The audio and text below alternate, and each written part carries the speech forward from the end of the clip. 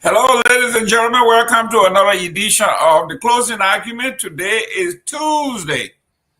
Great day to be alive. As I always say, when I wake up in the morning and look around, I count my blessing. All I can say is thank you, Lord, for keeping me and my family alive, and all of our friends and families, and all of our guests, our listener in Radio Land. If you are in Saclay, you know, I have a special relationship with the folks in Saclay.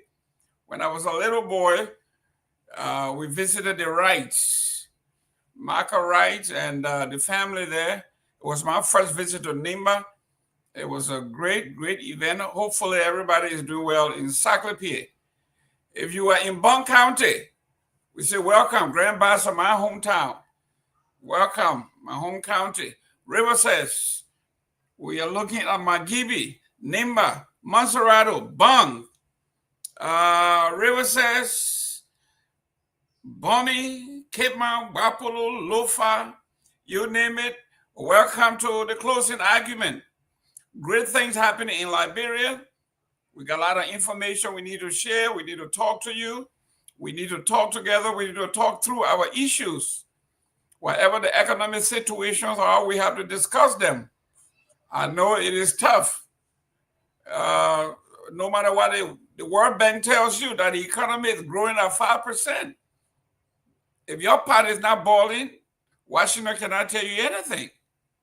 So I understand where you are coming from. Today we have a lot to discuss, a lot. Let's go through the headlines and see what's making news in Liberia, and we will discuss them one at a time. Today we got the sad news that James Etta, the lady that had the batch operation at EW Hospital, finally dies from her injuries. We'll discuss that. There's a trending phenomenon in the House since the former speaker asked for 2 months leave for medical and constituency visit. It looks like other folks are following suit. Today in the House, we have Honorable Yeke Koluba asked for medical leave of absence. In a separate request, Honorable Yogwa also request time off for medical reasons. What's going on here? Is there a conspiracy going on here? Are these guys getting paid and not going to work? Are they burned out from the fight?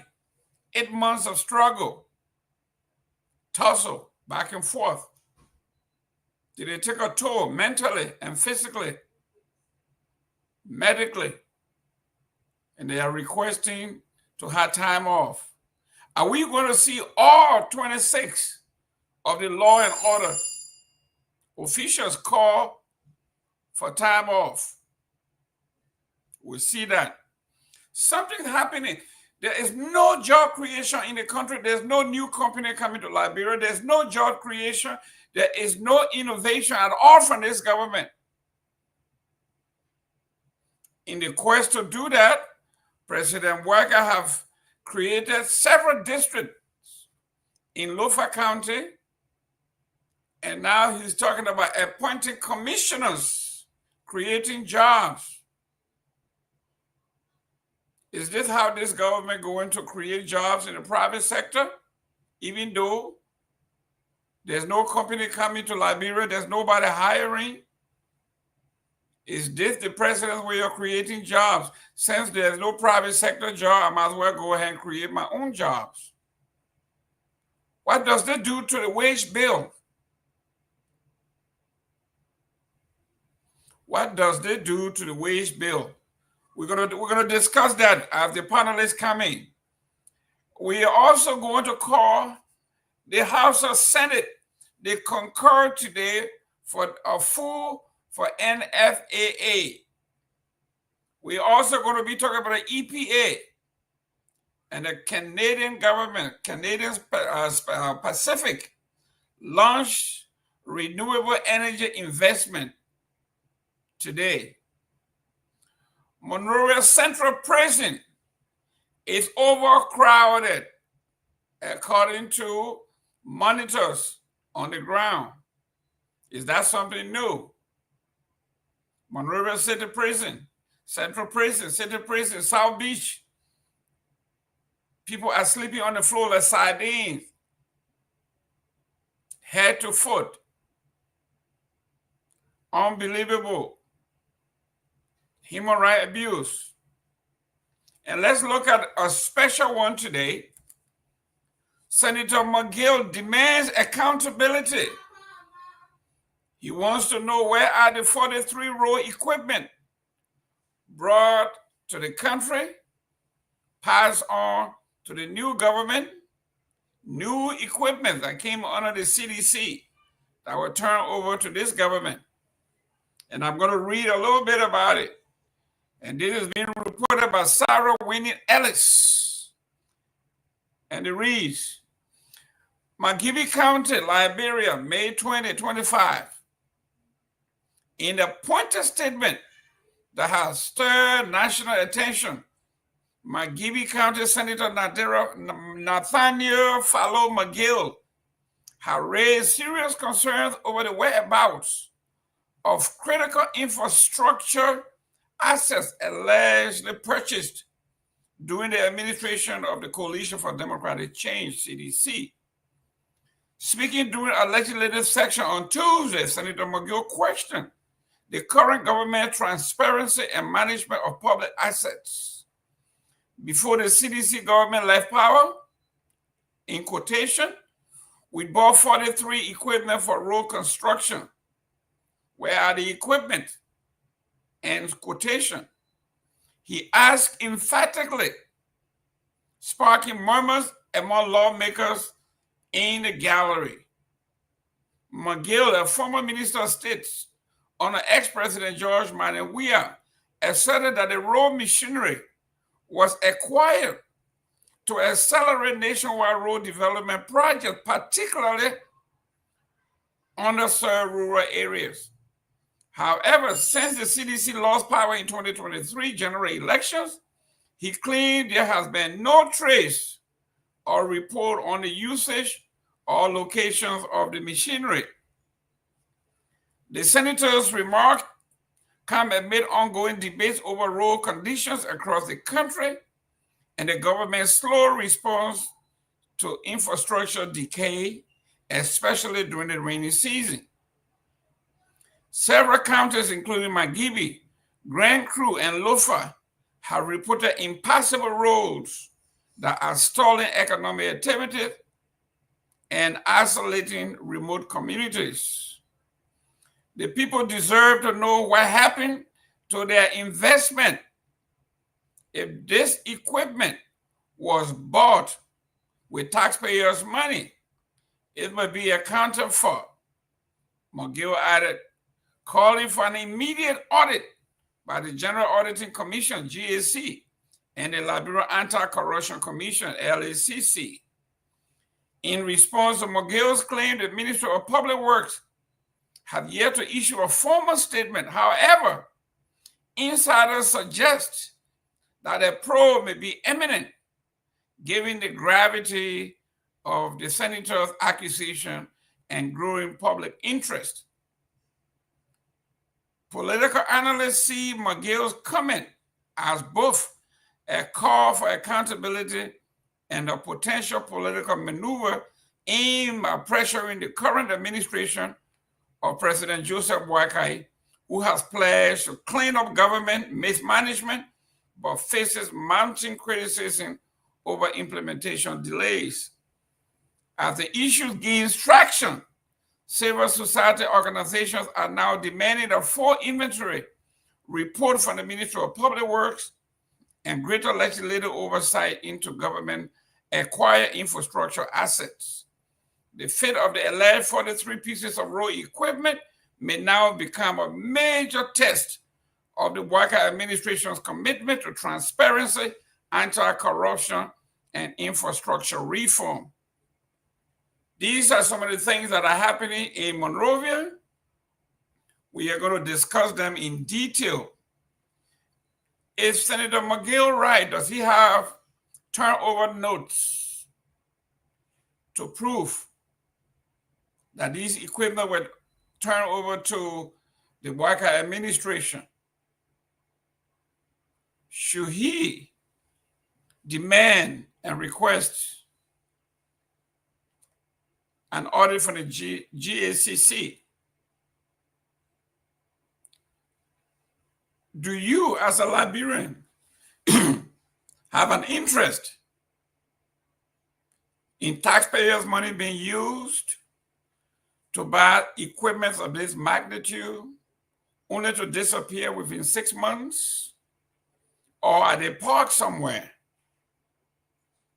We need to investigate what's happening in Liberia. We want to talk about this young lady, James Etta, who died today from her injury. A few days ago, we saw photos of her from Ghana. It was basically the before and after. Based on the photo that was shown, it looks like she was doing very well. We don't know how well or how recent those photos were, but it looks like she was doing very well. And during her demise, she sent an email to her families demanding, asking them, begging them that if I do lose my life, please have an autopsy. Don't let me die in vain. Those who are responsible for my death, let them be held accountable. Let them be held accountable. Those were her words, written to her family and to the public in general. Don't let me die in vain. Do an autopsy. A simple delivery, she says, should not cause my kidney and my internal organs to shut down on me. Find out. This is a lady speaking from the grave. What killed Ms. James Etta? We have to dig. What does this say about our healthcare system? Our healthcare delivery system in Liberia? We need to dig a little deeper. There is no reason that anybody, a Liberian citizen, should be killed or go to a hospital for something that is considered routine, and he or she lost her life. Should not happen. This is 2025. This is 2025. A shooting happened. Just a few days ago, we saw they were closing down some makeshift clinics where people were being killed. Basically, I would say killed. People were dying. People are still dying at the hands of paraprofessionals, doing things they shouldn't be doing. And you wonder, where are our regulatory agencies that allow these people to have these clinics at home? Dilapidated buildings, shacks. One of the ladies said 25, 24 years she had been doing this. She had delivered close to 300 children in the neighborhood. Everybody knows her. The police and the health department cannot tell me that they don't know that these things are happening in Liberia. There's another story that is developing. The leadership crisis grips ACO. ACO is another political party. The power struggle erupts between Chairman Dolly and businessman Fofana. Serious business. And it reads, the All-Liberian Coalition Party, ACO, once seen as a symbol of political stability, is now embroiled in a deepening leadership crisis that threatens to fracture the party's structure and diminish its national relevance. At the heart of the turmoil is a bitter power struggle between ACO's chairman Ansu V.S. Dolly and influential businessman Musa Fofana, a dispute that has evolved from strategic disagreement into an open contest for party leadership.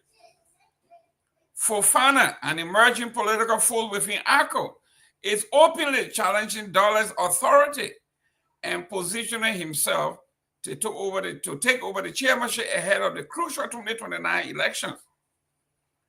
What began as an internal discord over party's direction has spiraled into a full-blown battle that has unsettled the party base and raised fears for a looming split.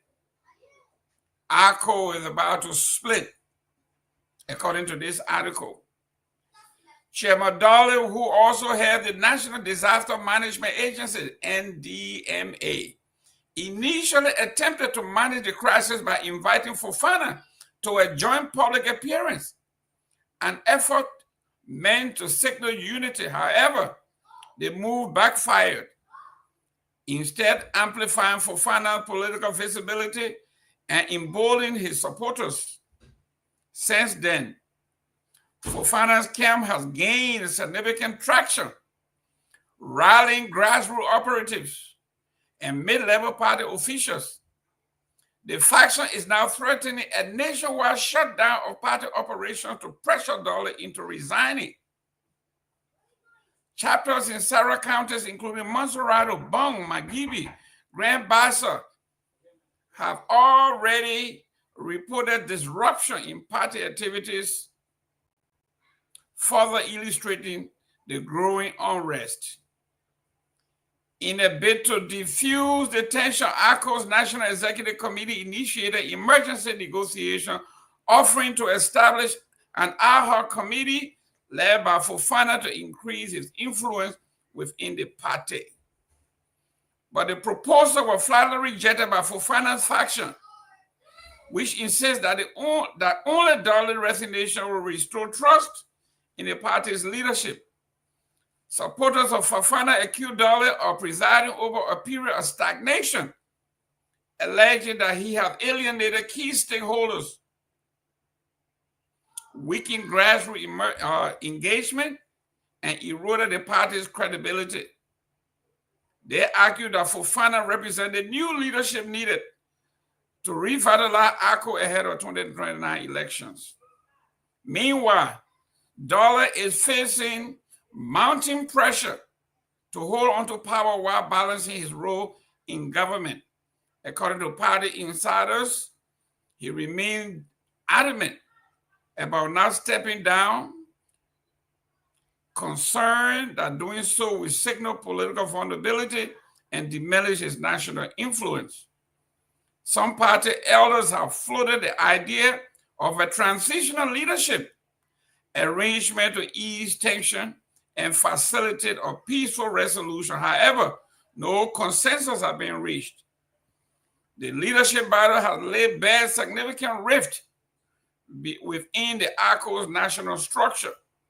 While some chapters are rallying behind Fofana's reformist agenda, others continue to support Dolly, citing his experience and long-standing service. As the crisis deepens, ACO faces a defining moment that could either reshape its future or unravel its legacy. That is what is being reported going on in ACO. This is a lengthy article written by Edwin Gongloe Jr. of Front Page Africa, reporting this today, May 2025, in the political section. Ladies and gentlemen, your Liberia, we are talking about politics, we are talking about the economy, we are talking about leadership. Now let's transition to, let's go to the counties while we wait for our brothers to come. Let's look at county politics. Let's see what's happening in the counties.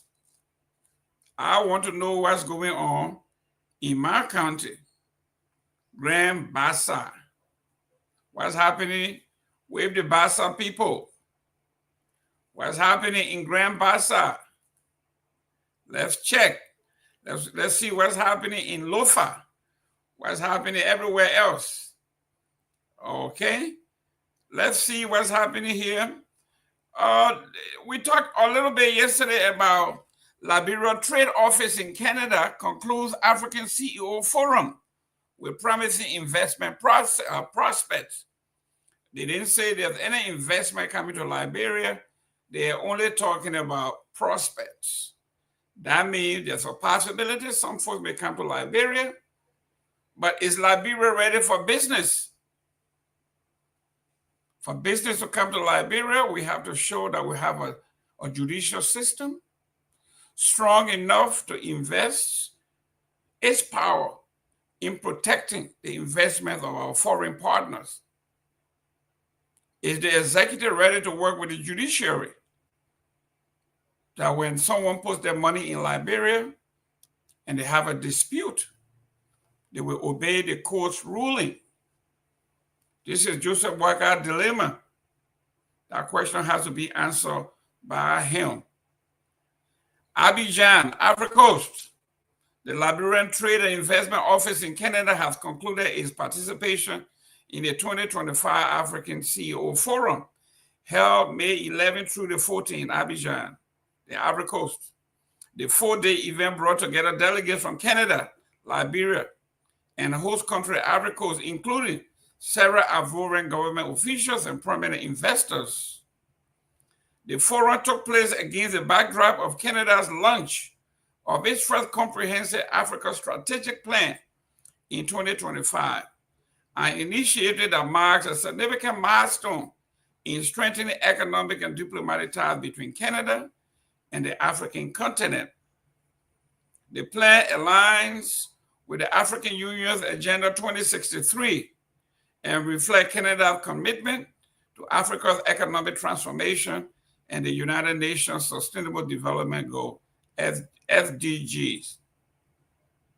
A key outcome of the forum was a signing of a Canada-Africa Partnership Agreement by Canadian Ambassador to the Ivory Coast, Anderson Blank. The agreement is expected to remain in effect through 2063, symbolizing a long-term commitment to deepening trade and investment cooperation between Canada and Africa. Representing Liberia, Mr. Lassana Nkrumah, Office for Trade and Commerce at the Liberia Trade Investment Office in Canada, played a pivotal role at the forum. He held discussions with at least 20 companies' executives, urging them to consider investment opportunities in Liberia. Mr. Nkrumah highlighted 5 critical sectors requiring urgent investment: infrastructure, energy, agriculture, mining, and transportation. These sectors, he said, are central to the Liberian government's arrest agenda: agriculture, rule of law, education, sanitation, and tourism, which is aimed at accelerating national development. Delivering the keynote address, Mr. Nkrumah emphasized Liberia's significant economic progress, citing a zero tolerance for corruption policy as a catalyst for renewed investors. He described Liberia's trade policy as non-discriminatory, ensuring investors of a fair and welcoming business environment. Liberia has introduced a duty-free system on a range of goods to break down trade barriers and create a healthy, conducive environment for investment, he noted. Mr. Nkrumah has also pointed to a marked improvement in the energy sector in Liberia, which he said now provides a foundation for diversifying trade and reducing unemployment.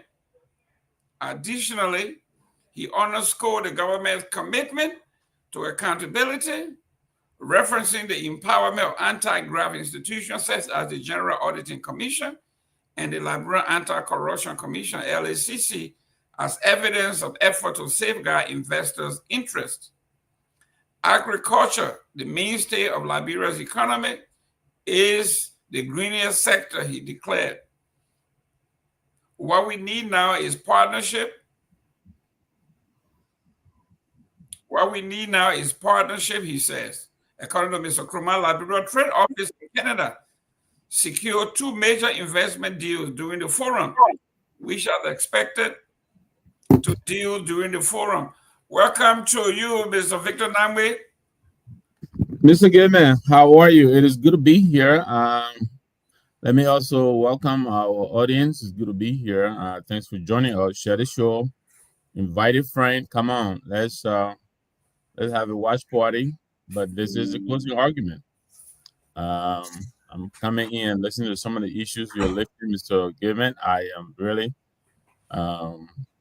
interested in following through, especially the Jim Kuma situation. I think is really concerning. I'm seeing many reactions in the comment section as well. I think what makes it even more concerning is the recent spate of fake medical personnel that have come to light lately, and now we're beginning to see real human cost as a result of this. Talking about Sam Waluba, Abraham Kamara, Peter Matthew George. This is not supposed to be happening. And I was reading the commentary especially on the James Edo situation, and may hope, peace be unto her soul. Deepest sympathies to the family as well. But the family were, lamenting the fact that there seemed to have not been much, if any, comment from the Ministry of Health. I think this is very concerning. I hope, this matter is really lifted and given the seriousness that it deserves. I hope the Liberian Medical and Dental Council is also going to go beyond, whatever credentialing process that they had been using, which has obviously failed us. Otherwise, we wouldn't be here today. So I hope they will also streamline the process and tighten, the entry points. Make sure, our medical personnel are the medical personnel they are claiming to be. If you're not qualified, this is not a place to come and I don't know, apprenticeship or whatever it is they're trying to do, but this is not a place to come and do that. This is human life here that is at stake. So I'm really urging our responsible authorities to give this the seriousness that it deserves. I am sure there are several other cases that have yet to come to light as a result of this is the equivalent of medical malpractice. If it were in other parts of the world, as in the U.S., um, you know, lots of pockets will be hurting because there will be so many lawsuits. But even then, these lives lost can never be regained. So I'm really urging our responsible authorities to please, take this matter seriously, and so that we don't have a recurrence of unqualified people entering the medical profession. This is really serious. So I'm glad you're lifting this issue. I think we should sound a warning and call out the responsible authorities. It's already late that these people are already in the system, but I hope the measures have been tightened enough to sift out these unqualified people. They shouldn't be anywhere near practicing when they don't have the necessary credentials or the training to do so. I have to give the Joseph Boakai administration credit for having the guts and the courage to fire the guy at the top. Do you know what it takes to fire the boss of bosses? I mean, we criticize, we do all we can, but it takes guts to fire the best or the most powerful man within the system. So what we are trying to do here is, this is not administration specific. This thing is not about President Joseph Boakai or President Weah. This is endemic. It's been going on so long. And I'm glad that this administration had the fortitude to go to the top and fire the guy who is purporting to be, I hate to use that word, but it is trending, purported doctor, and who knows, but let me read this real quick before we go into the topics here. And this is what we are talking about. And this is being reported by the Liberia investigators, written by Gibson G. today. Liberia health sector on brinks as 97% of workers struggle to survive, the report says. Liberia health sector is facing a near collapse, with 97% of public health workers earning wages too low to cover basic living expenses, according to the new report. The report is here from the International Development Group, Action Aid. The report titled "Human Costs of Public Sector Cuts in Africa" assesses the state of health and education system across 6 African nations: Liberia, Ghana, Kenya, Malawi, Ethiopia, and Nigeria. Obviously, we are at the bottom of the totem pole in Liberia specifically. The findings show that health workers are unable to afford food, rent, or basic transportation to get to work, despite being on the front lines of public service. According to the report, most health workers surveyed in Liberia earn below $100 and $150 per month. With no recent wage adjustments, and with inflation continuing to rise, those salaries fall far below the threshold needed to sustain an average person. And they go on to say, as a result, health workers across the country, both in urban centers and the remote areas, are reportedly skipping meals, walking long distances to work, and postponing paying rent. Many are turning to informal loan or community support to make ends meet. Yeah. This is this is this is Mr. Name, this is, I mean, if you are watching and you work in the health sector, I know you can attest to what we are talking about here. Now, Honorable Namwe, you go into a hospital and you are in distress, and your health worker have not eaten for days, and she's doing blood infusion, she's doing IV, she's delivering IV, she's distributing medicine, pills, prescription, and you wonder, do we wonder why our folks are dying? You've seen the report, you heard, I just read the report.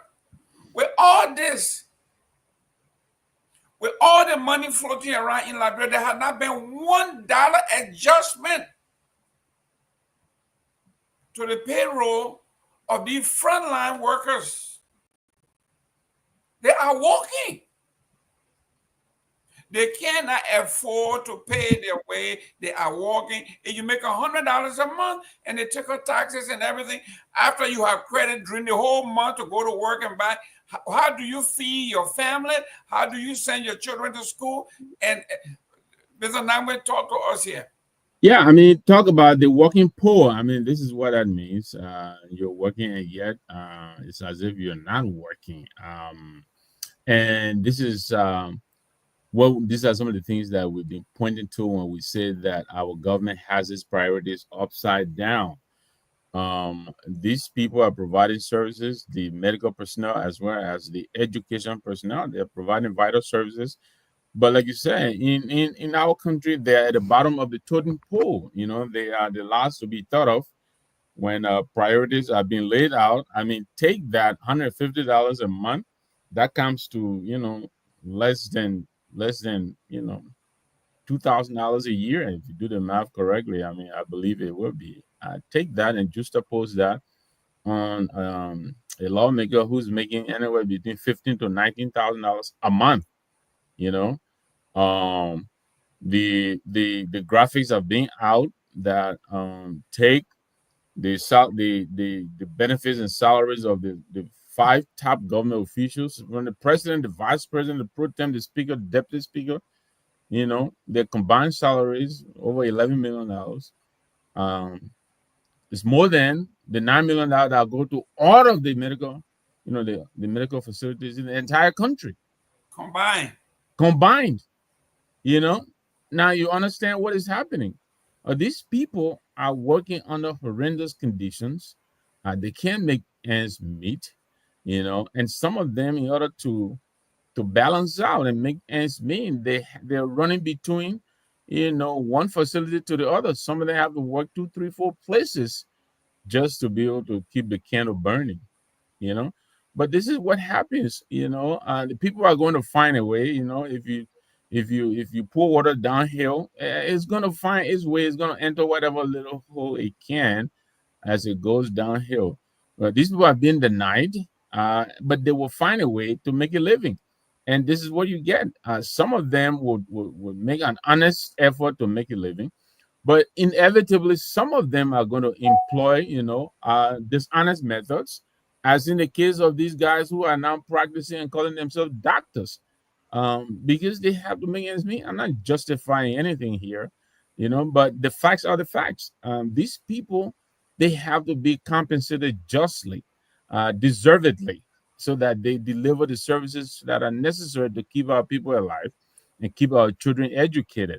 But in most instances, especially in Liberia, you know, they're always the last to be thought of, and we need to do better. You know, we need to do better. Some of us, you know, we translated the rescue to mean this.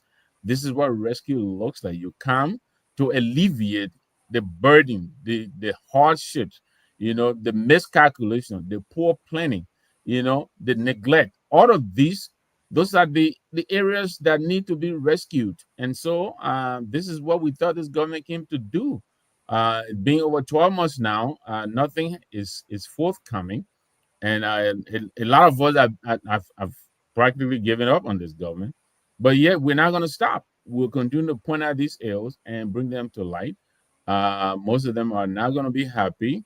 I understand they are not trying to engage the airwaves. They're reloading whatever they call themselves, class reloader. Some are calling cash reloader.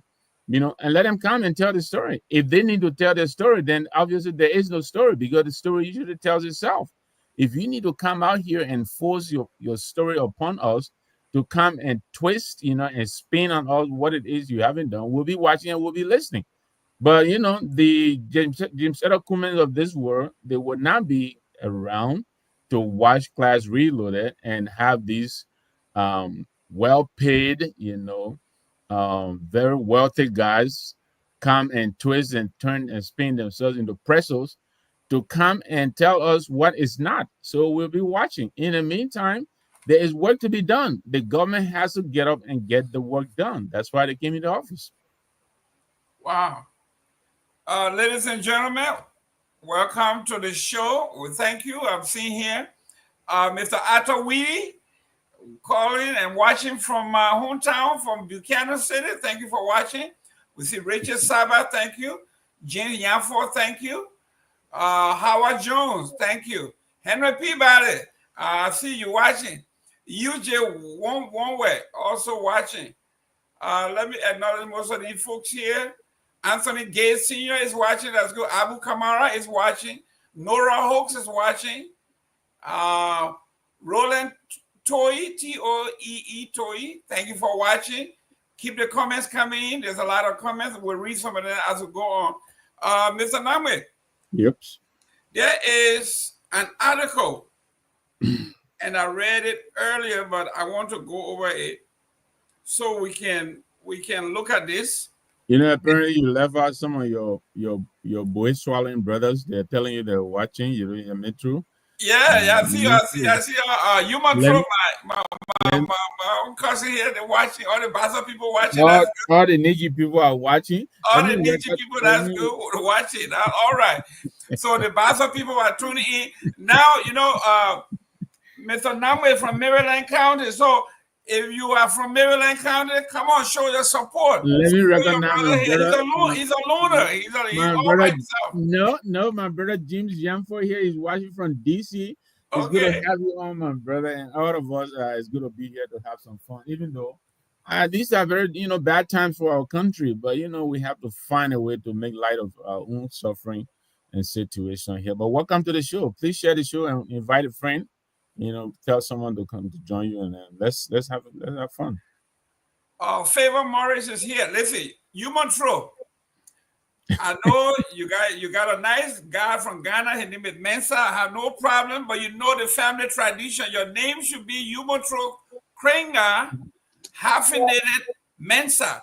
Don't throw that Krenga name away. We don't play with our name, so you better hyphenate your name. I'm putting you on the spot. Thank you for tuning in, Favor Morris. It's great seeing you. But let me read this article here, so we can discuss it. I read it earlier, but this is from Natana McGill, and it's a serious one. We have been talking about the yellow machines. We've been talking about the roads being impassable. So McGill wrote today, Senator McGill demands accountability. He said, where are the 43 road equipment machines brought in under the CDC government that were turned over to the government during the transition period?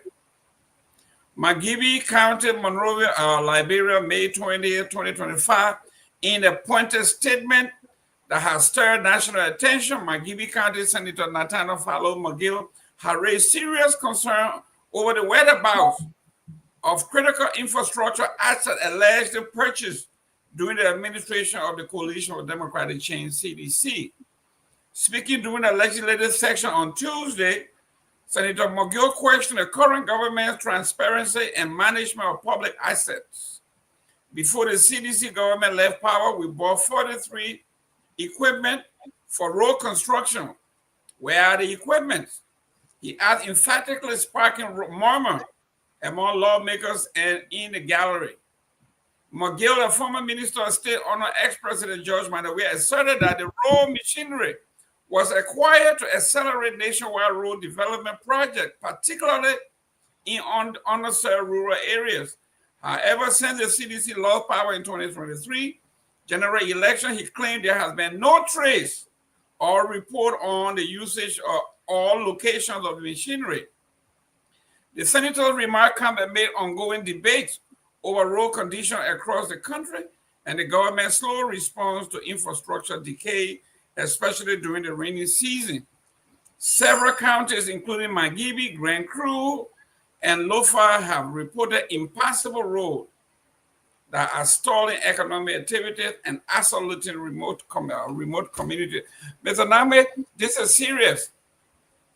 The rainy season have not come in yet, seriously, and the country has been, basically, sections of the country have been cut off, including the president's own home county, Lofa. No wonder he flies there instead of drive. But this is significant. 43 heavy-duty yellow machines that were purchased brand new. What happened to those? And we're talking about 287 machines. What's happening, Mr. Namba? What do you think? You know, Jerome, I'll be honest with you, right? Under different circumstances, I would tell Senator Nathan follow my gate to go sit down in some corner, and but he is making a point. Check the chat room, Jerome, or the comment section. So he is making a good point, right? The way we all understand, acquisition of assets such as the machine, where you're going to pay over time. The moment you take these things off the dealer's hand, bunkish, payments begin to accrue, right?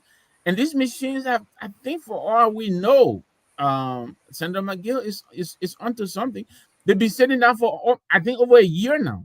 So that's 12 months of payments that we've accumulated, and for all we know, these machines have not been deployed, but we're paying for them. And why are they not being used when we're already paying for them? So I think the senator is right for raising this issue. I am absolutely with him on this one. I think the government should answer. They should address this. They brought these machines into the country. We have a road emergency in this country. So they are badly needed. We're paying for them, and they're here, but we're not using them. And I don't understand why. I absolutely agree with him. I hope you continue to live this issue. Where are they? Why aren't they being used? I don't understand that too. I mean, I wish I had the answers, but I don't, and I can't explain it. It doesn't make sense to me. But I hope there's some logical explanation somewhere. But the fact of the matter is, our roads are in disrepair. The rainy season is coming upon us again, and these machines have been in country for all we know for probably 12 months or so, and they're not being used. But we're paying for them. Why? Why is that so? I don't have an answer for that. I'm sorry, but it doesn't make sense. It doesn't make sense. They're badly needed. They're here. The roads are not fixed, but we're paying for them. I mean, it's just too many questions. Too many. I don't understand.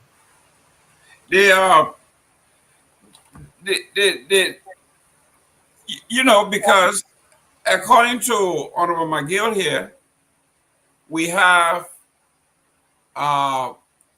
43 brand new machines that were brought in. Why go purchase 287?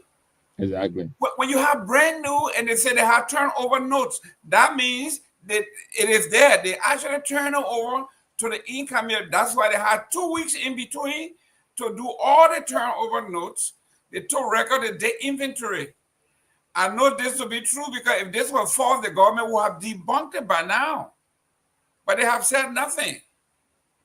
So what they are saying here is, listen, why focus on 287 brand new machines when you have 43 brand new ones? Yeah. What happens to them?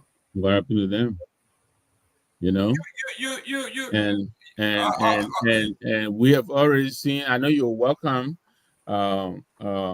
Amen and Robert, but let me just quickly sneak in here, Fist Electronic, I'm not one to fall for flattery and platitudes, but I gotta give it to, I'm not sure if it's a gentleman or I like this person.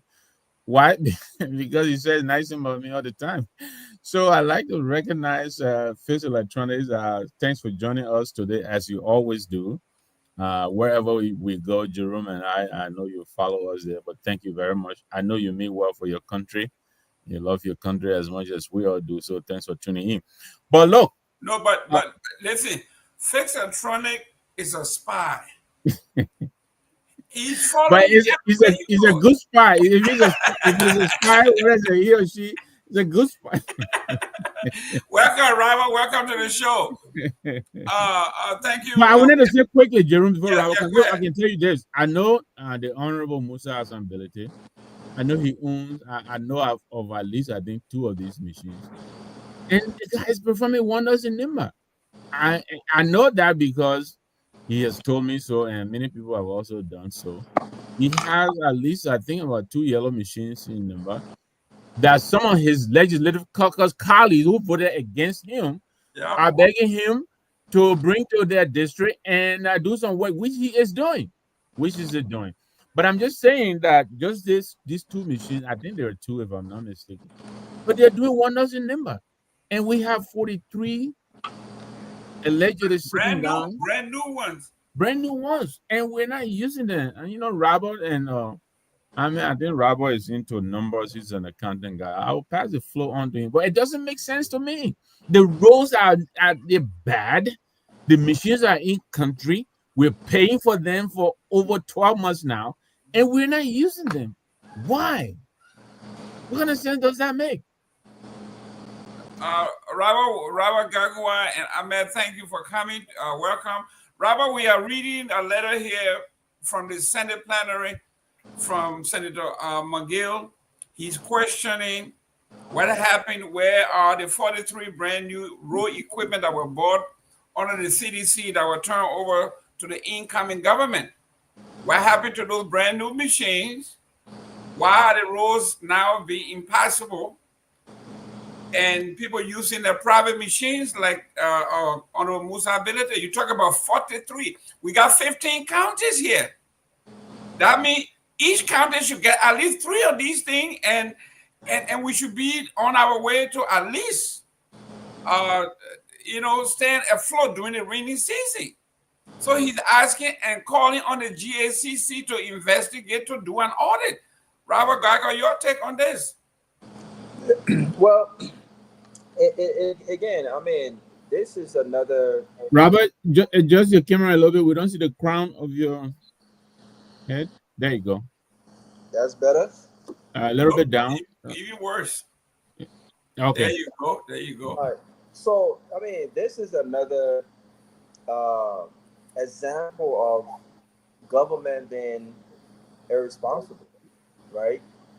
Because if government is continuity, then you would expect that the government is able to adequately manage, taxpayers' resources when spent. It doesn't matter under which government it was spent, right? If the past administration had already invested money in acquiring 43 machines, you would have thought that the focus would not have been on 285 machines, right? At an initial price of almost $80-something million. And then it was little dropped after negotiations to $58 million, right? We still don't know the exact numbers, right? And so we are talking about all of this wahala that came with this yellow machines, the accusation of these yellow machines without procurement, without following proper procurement process as per our laws, and the government doubled down.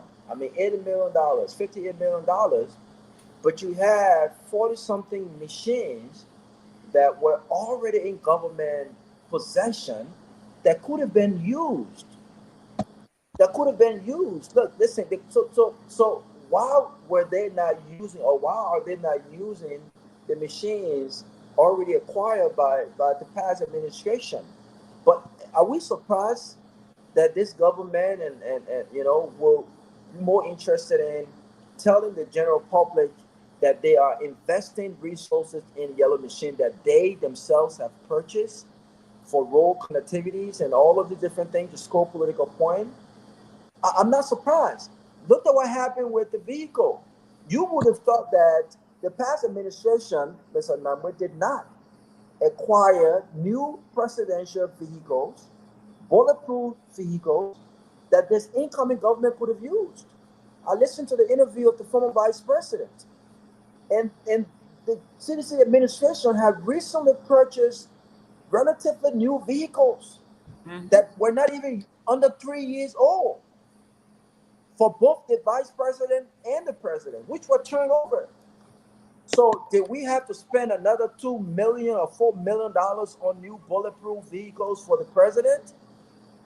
Could we that money could have been used somewhere else? Education. Look at the University of Liberia.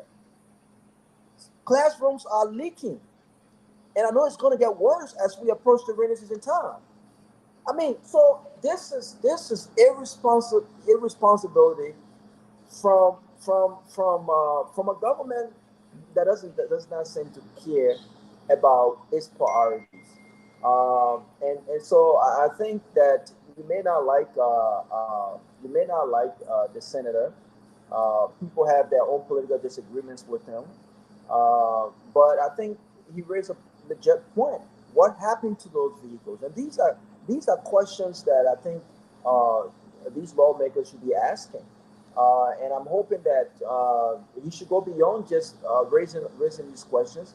I think government officials should be summoned to answer or account for these yellow machines. If they were turned over, and taxpayers have already spent money on these yellow machines, where are they? All we've heard about are the 280 something yellow machines that was brought into the country by this administration. Yet still, we're still having issues when it comes to folks commuting back and forth on these roads that are damaged, right? After $22 million was invested. So, I mean, I think it's a legit point, but I think it should go a step further in following up to ensure that those machines are accounted for properly. Great. Ahmed, this is in your territory. I think you were a consultant, you were a member or part of the former government, so this is right within your purview. Honorable Gill speaking during the legislative section today. Senator Maguire questioned the current government transparency and management of public assets. Before the CDC government left power, we brought 43 equipment for road construction. Where are the equipment? He asked emphatically, sparking murmurs within the Senate people, knowing that this man had touched a nerve. Your take. Well, what the senator highlighted, and we will not try to be partisan about this. It just reflects the growing inefficiency of governance in our country generally. I want to piggyback a little bit even to the Liberia National Police. It has been one of those institutions that have always consistently received vehicles and other materials from the donor community. But every year, every administration, the police, among many things, will complain about no mobility. It just highlights how, generally as a people, our system has not effectively been able to take serious responsibility in the management of government assets. And the reason for that is just simple. It leads to one of the most corrupt part of our government procurement, acquisition. It is that particular area that become the first and major contact for corruption in the country. So it wouldn't be strange that, of course, the new Minister of Public Works, even if those machines, in fact, you'll be surprised that some of the very, maybe 83 machines they may be talking about could include those numbers eventually when it comes reprinted and put in. So over a long period of time, that's how we have done waste and abuse. We do not manage government's asset, or we repurchase already existing asset under the context that is not there so that we can be able to steal. So that has been a practice, unfortunately. So while it is true when we hold Braga much more accountable to this, simply because he came from the backdrop that, look, I'm this experienced guy and have been in the room for these many years.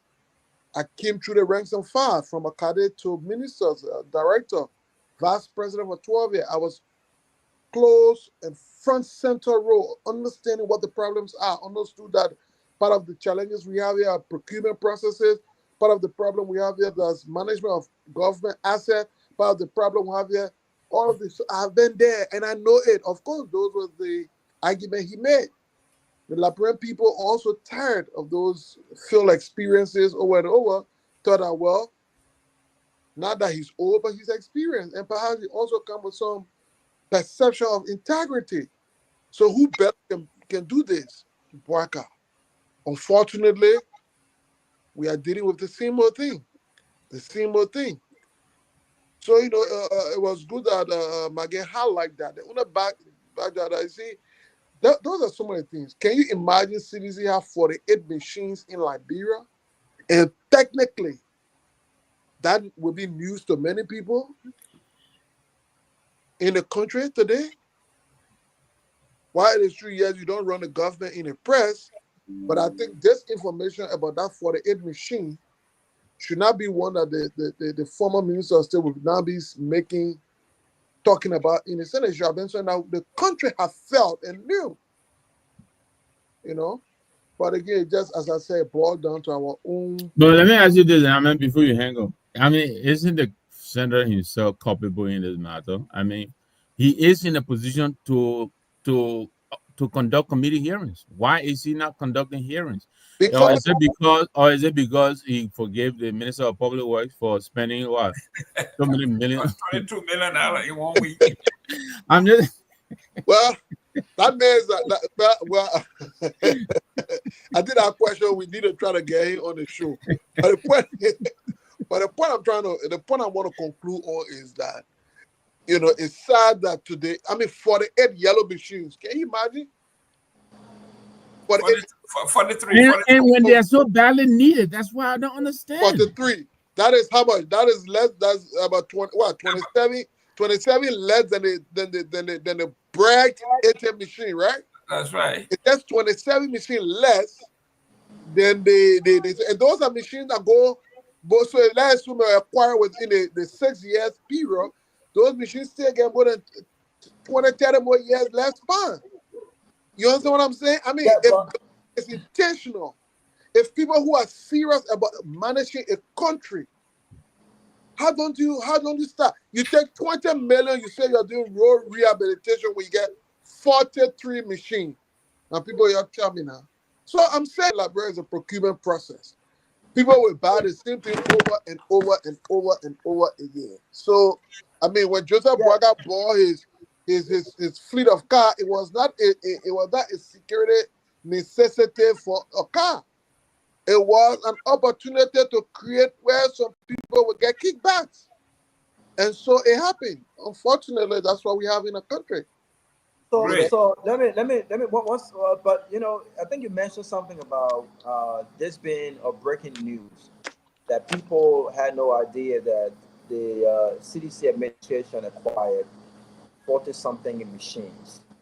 And I think in hindsight, I think this is where you guys made the mistake, right? Because a lot of the accomplishment, Mr. Namwe, a lot of the things that the general public were told the CDC administration did not address, we knew after the fact. I mean, when the vice president appeared on, I'm not sure if it was our platform, this was after the election, when she talked about when they were questioning her about rehabilitation centers. And she broke the news that the government had invested in rehabilitation centers in one of those counties. I couldn't remember which county it was. The CDC administration did not understand the time that they were in.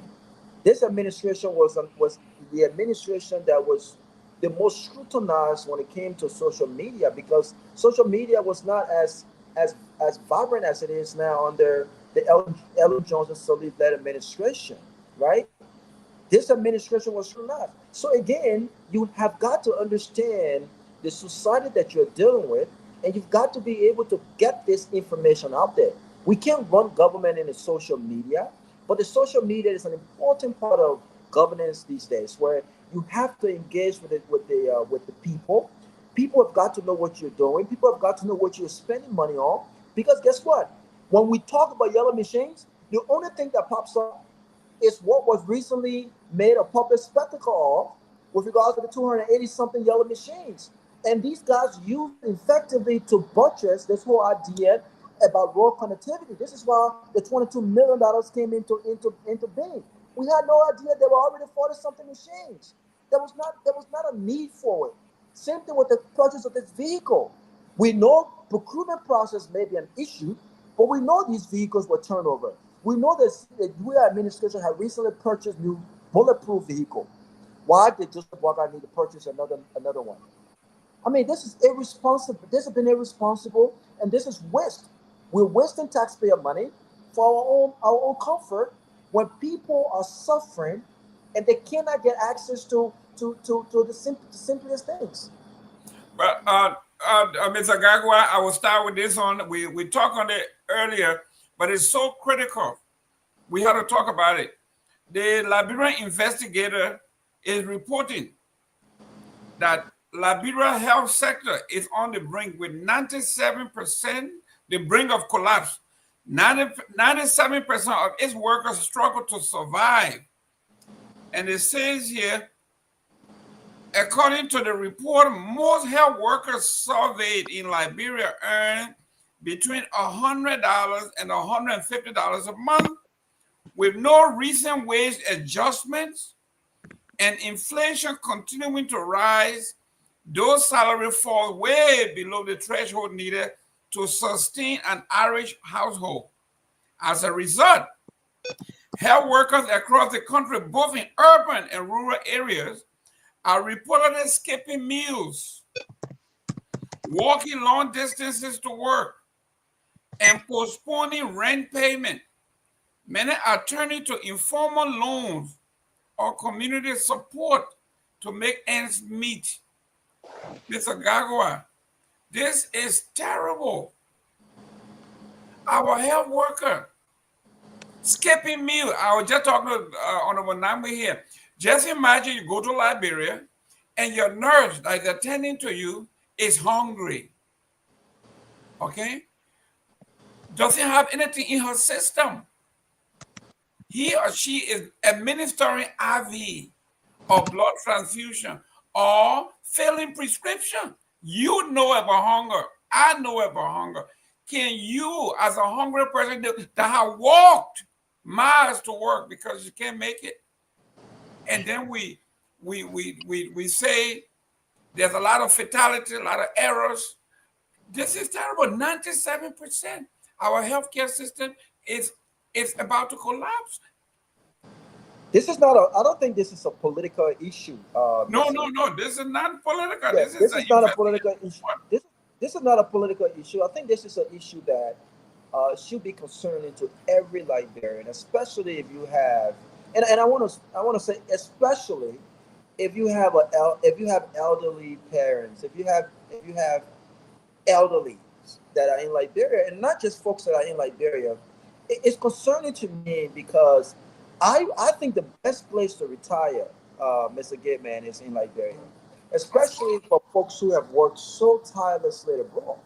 If you want to live a decent life, if you really want to enjoy your 401k, if you want to enjoy what you've worked for your entire life, not just in this country but in other countries, I think the best place to do that with a great plan is in Liberia. So people are building mansions in Liberia. People want to retire in Liberia. They want to go back. They want to give opportunities to folks who need those opportunities. But one of the major concerns to me, just for my parents, who I would love to see retire in Liberia, and they are planning on retiring in Liberia, is the healthcare system. The healthcare system is a death trap. And it's a death trap for all of us, for those who can afford and for those who just can't afford it. Because even if you have all the money in the bank and you had a health emergency and you can afford to purchase a ticket from Liberia to Ghana or from Liberia to South Africa or anywhere else with a better, decent health system, what could possibly happen in right to these places? It takes 2 hours, roughly 2 hours from Liberia to Ghana. You get on a flight based on the severity of the emergency, and anything could possibly happen to you or your loved one in right to seek medical attention. This is a national crisis, and it's apolitical. I don't understand how our politicians have not grasped this. Listen, health emergency is not just for the underprivileged folks. It's for people who got all the monies in the bank. It's for the most powerful and the most influence of us. If you do not have access to a decent health care, you cannot enjoy all the money that you have, all the money you stolen. So I don't understand how is it that we have not prioritized investing in our healthcare system. I don't get it. I watched a video the last time where people went to JFK to seek medical attention. These are people who they're not asking for free medical. These are people who are anticipating to spend money. Guess what? They did not even have seats in the waiting room for these people to see doctors or nurses. They had to recommend that they sit outside. And while they were seated outside in the dark, vehicles were coming in and out. And these people were being bugged to move because where they were seated are not places for folks to sit. And they made videos asking, we are spending our own money. You can better give us place to sit, to wait, to see a doctor after hours. Now you're telling us this is wrong. Imagine your mother sitting outside with all of the money in the world. Your mother sitting outside waiting to see a nurse or a doctor. And come to think of it, that nurse is hungry. That nurse have not eaten anything. But our government officials can have all of the meals that they want. They can have their girlfriends. This is wrong. We need to fix this issue. This is not a political issue. This is a leadership issue. This is a patriotism issue. We need to address this. It's wrong. This is not one thing what we talk about our particular government. I think all of our governments have failed. And I'll close on this note. The Guar administration invested in the expansion of health facilities across the country. But the buildings alone are not enough to ensure quality care. It's what we have in those buildings. Do we have the kind of medication? Do we have the kind of medicine? Do we have the trained nurses, the trained doctors? Are we prioritizing making sure that they're getting paid well and on time? The people who take care of your stomach and the people who take care of your health and your security are not folks to play games with. This is wrong. We gotta fix this stuff, man. Amen. It says here, Liberia health sector is facing near collapse, with 97% of public health workers earning wages too low to cover basic living expenses, according to a new report from the International Development Group, Action Aid. The report titled, "The Human Cost of Public Sector Cuts in Africa." It assesses the state of the health education system across 6 African countries, and of all, Liberia, Ghana, Malawi, Kenya, Ethiopia, Nigeria. You know, we're not even in their league, but they put us in that group. And then they turn around and use us as an example. Okay, they say in Liberia specifically, the findings show that health workers are unable to afford food, rent, or transportation despite being on the front line of public service. Ahmed, I mean, in truth, the sector, in my view, for the past 4 decades, has never been up. So, I mean, for it to even be collapsing, it would suggest that at some point it was better, and so now it's declining. No, it has not been at any appreciated level in the past 4 decades or more. And not even to compare the sector with any other country, but just compare it to what it was perhaps when JFK used to be a referral hospital for West Africa. Just to compare to that status, we have not had that for more than 40 years. You know, and when you look at what the approach, when you look at the approach to health development in Liberia, it tells you we're not going anywhere, because the issue of a health center is much more than putting up a building, as Rabbi would say. Putting up a building or putting nurses there, it must be a system.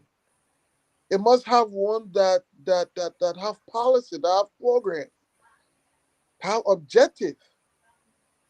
It's not sufficient to go somewhere and politicize. You cannot politicize the health issue. You go way in Blokonji and put a building there, pin it up, put a cross on it with the snake sign and say the hospital. But of course, you don't have the minimum things. The minimum things could be bed, pressure taking machine, of course, the personnel, the staffing. You don't have that. So I think we need to reevaluate that process. And that is a critical step to our advancement, becoming an improved nation. The health of the people. I came back here after a while because of health issues.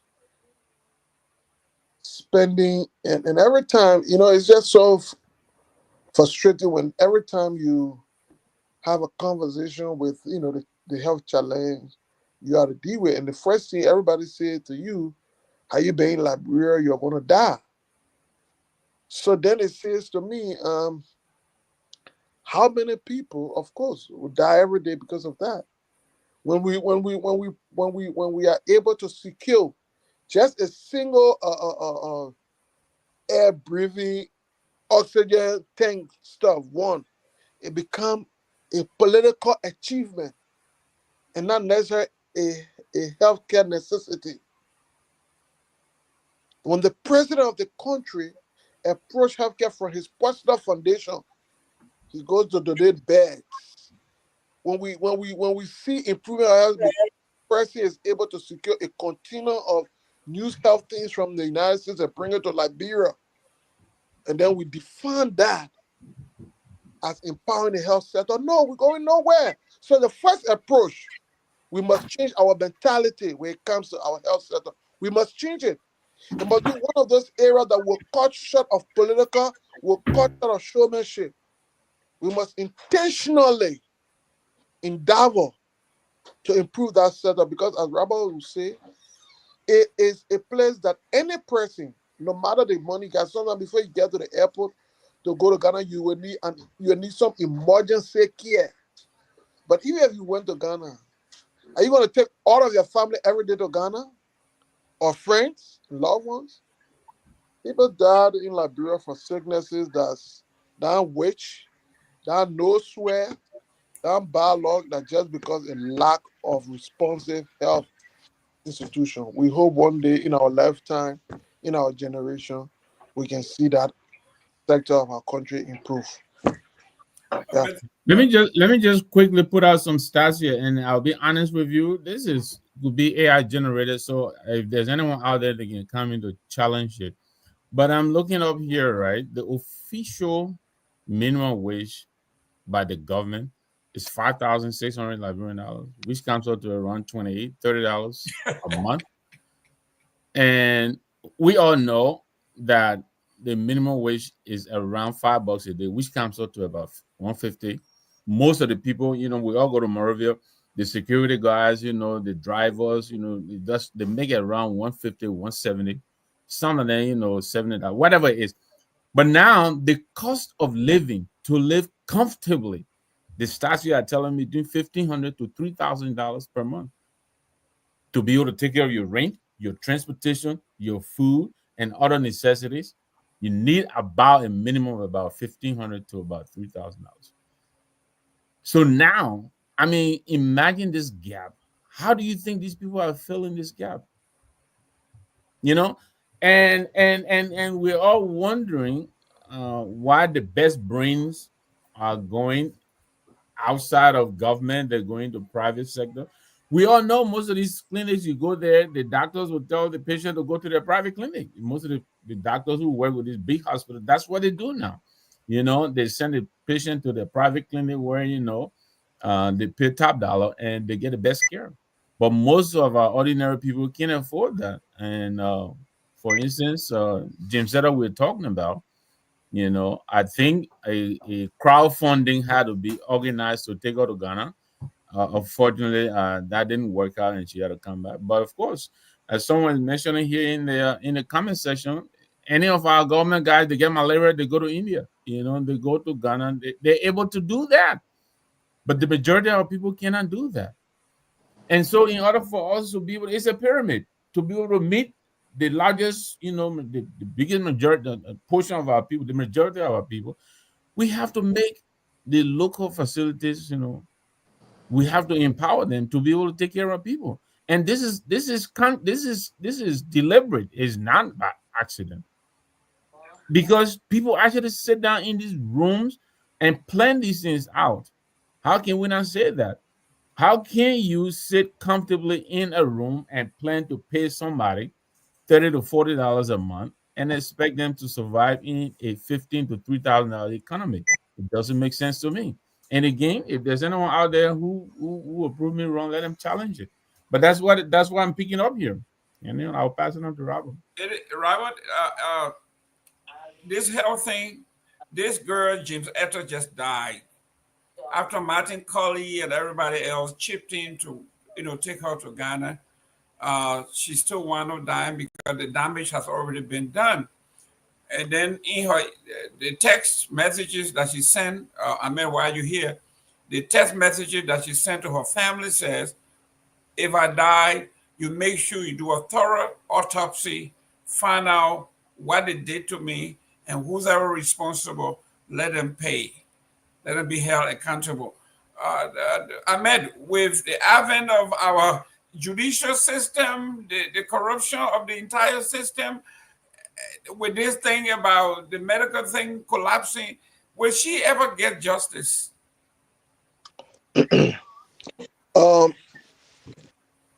Of course, in our country, justice has been a privileged, has evolved to become something for the privileged in terms of it being dispensed fairly. I think, like her case, there are many issues of medical malpractices that occur in our country every day. Out of lack of awareness, it remains unaccounted for, and victims do not seek redress, but mostly because they also don't think that the judicial system will provide effective and fair balance, because the mentality that the judiciary have not been able to excuse itself from being a tool for government has become a serious backdrop in our process. So if you, for example, took the management of the John F. Kennedy Memorial Hospital to court, a judge could potentially view it from a point that, oh, you're suing government, and then he's a judge perhaps appointed by the government. see it that am I going to make government pay? The first thing you're going to get calls from the finance ministry, other places, that ministry, I know whatever damages it, government don't have money to pay, so find your way. So of course, all of those factors now makes it a challenging process to outrightly say she could get justice because of the approach, the mentality of the judiciary system in a country that has been compromised from that perspective, to the extent that even if the judge want to be fair, even if the case is compelling with all of its empathy and everything, that mentality that you want to government become a factor that blind justice at that point. So I'm not too sure she could get justice, but it's always good to test the process. I would encourage the family to, of course, seek autopsies, test the process. There's so open society. We are here. We will talk about it. We will highlight it, and maybe it may not provide justice, but it could also provide awareness for other people who engage in the sector to understand when they go in there how much conscious style they should be in terms of how they receive their own treatment as well. So it's a difficult thing, but well. Let me just quickly add, Jerome, Uh-huh. to what Hamid is saying. Right, he's making a very compelling case. Some of the reasons why some of these cases do not see the day of light when they go to court. Well, here what they do, and which I think is not out of the reach of our society back then. They have malpractice insurance here, right? You're a practitioner, you're compelled to subscribe to these places. And Yeah. it is a condition for the renewal of your license. Every time you renew, you have to make sure you have malpractice insurance attached to your license. So if you go and you perform badly, the family is going to sue you, and when they do, they're not suing the government, or they're suing the insurance company. So of course that is going to impact the renewal of your license, whatever it is. But there are, and I think they're not doing it back home. This is something that I think they should consider. But before I pass it on quickly, I was reading that on this girl, she went in for a prenatal check or whatever, and her kidney ended up being harvested, and I don't understand how the two are related, you know. But these are some of the things we're talking about. How do you go for a common routine, medical checkup, and you wind up missing your kidney, and as a result, your vital organs all begin to collapse? I understand our liver, all these things. How did this happen? How are we allowing this to happen? I think our board should be given the option to sue and seek redress through the courts. And I think the system, yeah, they should really, I think they should look into this. I'm sure they have medical malpractice in Liberia. If they don't, that's something we need to look into, so that these doctors will know that they will be sued. And here, what they do here, they will bring the pain where it hurts, which is your pocketbook. They will go Yeah. into your check, they will go into your paycheck, and you'll feel the pain. It will compel you to do right by the people. Yep. And if you owe, it will remain on your back. Yeah, Whenever you get employed, they will take it from your check. They will garnish your check. Welcome absolutely. to you, young man. How you doing there, Dr. Gay? Everybody a doctor there, I'm not a Yeah, doctor. right, doctor. You're not brilliant, doctor. You won't operate on me though. No. How you doing there, And, Mr. Gay? and listen, man, I was in the back and hearing this story. Look, I read that lady's story, I was in tears. It's so sad. But here's the messy truth of Liberia. Like Robert indicated, and the brother on the show also mentioned it's been 4 decades now. The truth of the matter, many of these leaders don't care about healthcare as long as they can afford to travel out of the country, seek medical treatment, and come back. That's all they care about. Many of them can go to Ivory Coast because of the language barrier, so they end up going to Ghana or Nigeria or go to Turkey and other places.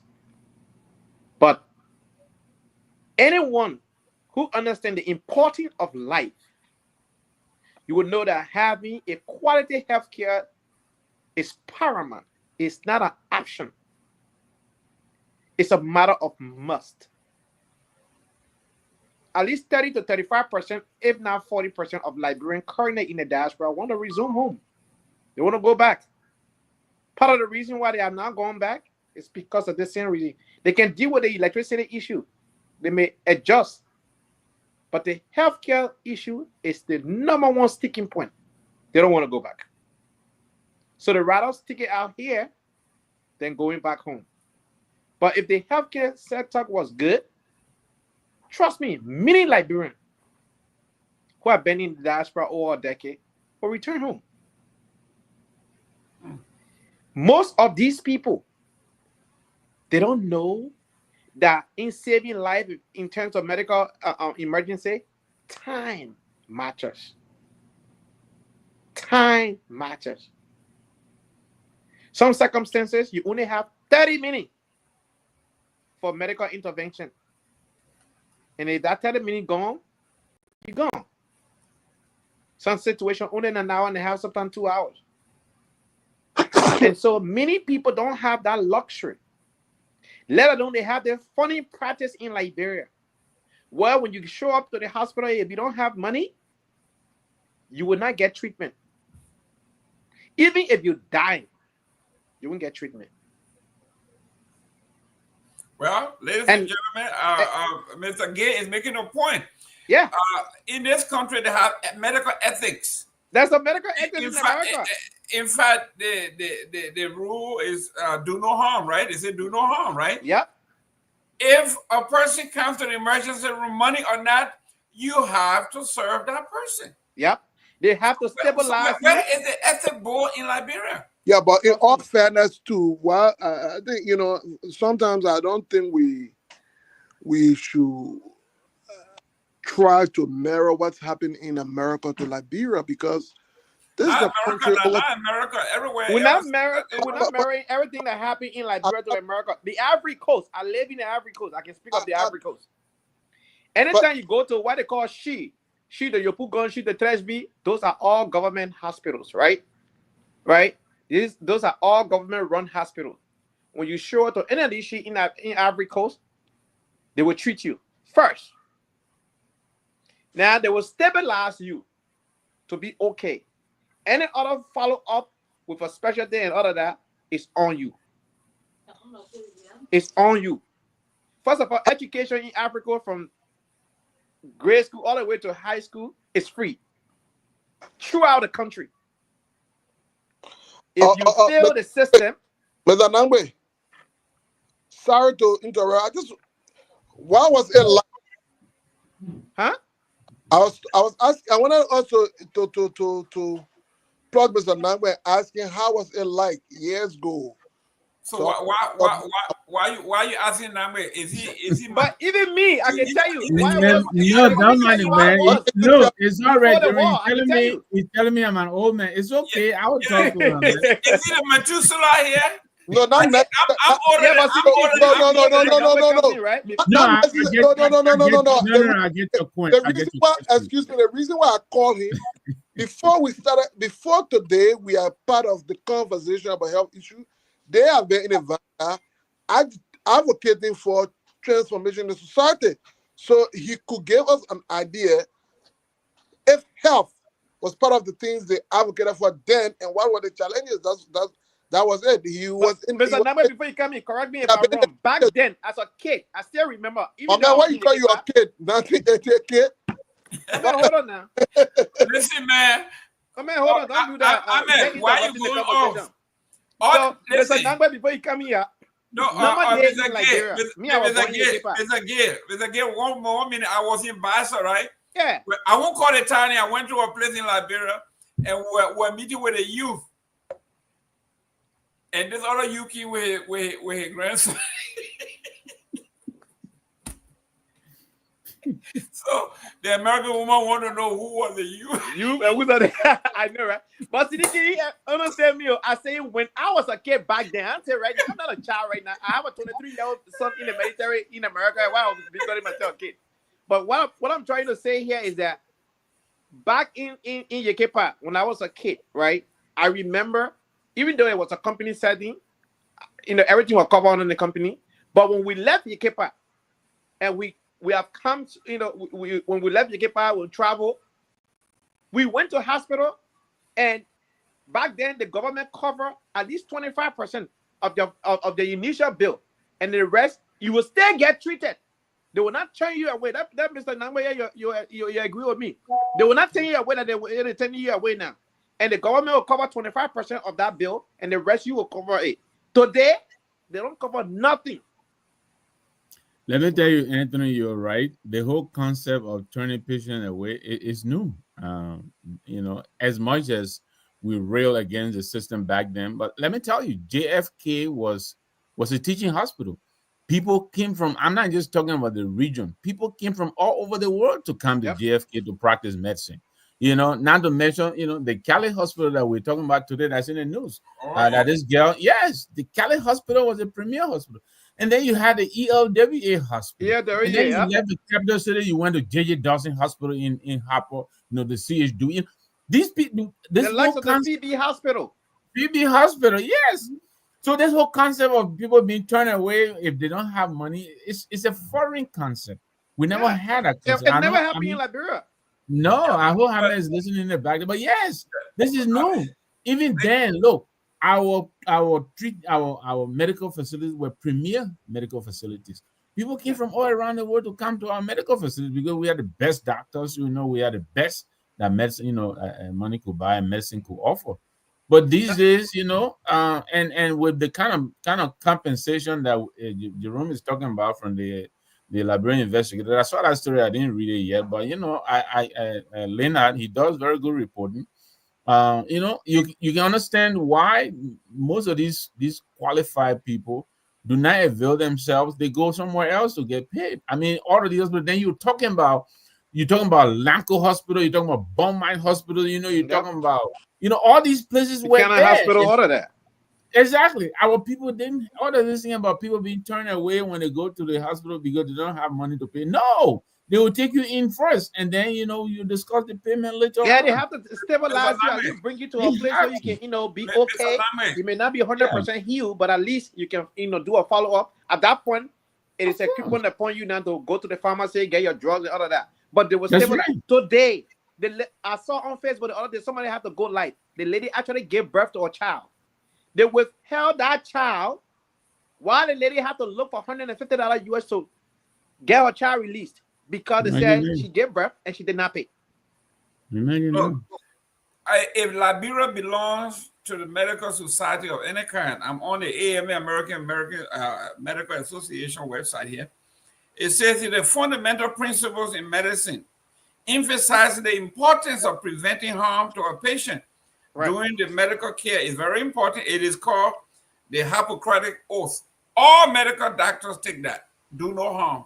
Yeah. So, and there is also a HIPAA law. And all medical institutions that subscribe to this. So that means Liberia does not even belong to these organizations. Can we now, as a nation, can we collective, Victor, can we file a collective action suit against Joseph Boakai? I think that's something we should really consider. Because this is money laundering. Yeah. You are taking our nation's wealth, taking it to Ghana, Nigeria, India, Morocco. I mean, do you know what it takes to take care of Joseph Boakai for a month? But Jerome, let me tell you, and there was a story too during the Weah administration. It's not just Boakai. No, this is what I'm saying. I said with the president. I think there was a lady at I think Domba or whoever, she was at Telecom. It's unless she paid $500,000 to take a mom.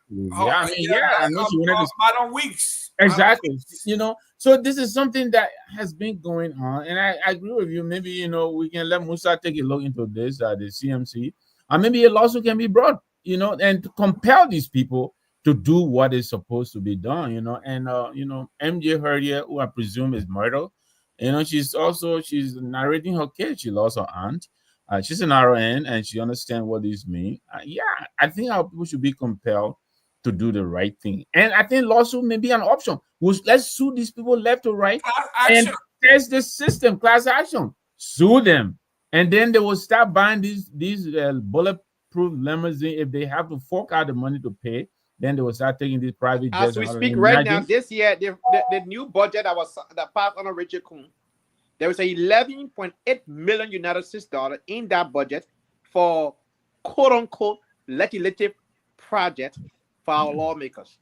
And the new speaker now, why is he prioritizing? You want to put a clerk? No, $100,000 for each representative and $150,000 for each senator. Not hospital, not school, not clinic. The sergeant at arms, the clerk of court, special line item for them. But let's go to this.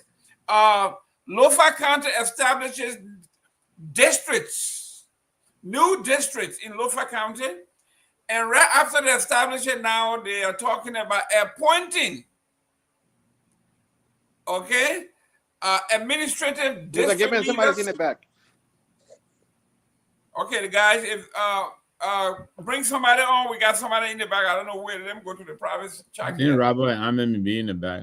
I think Ahmed. Yeah, Ahmed is in the back. Robert is in the back too. Yeah, guys, bring them on. But this is where we are now. Joseph Boakai has established 3 additional statutory districts in Lofa County. And that means, like a city council, right? District, you got to now hire district commissioner, is mini governments. And now we're talking about a bloated government. This is exactly what we're saying not to do. We the same thing they complain we are of doing.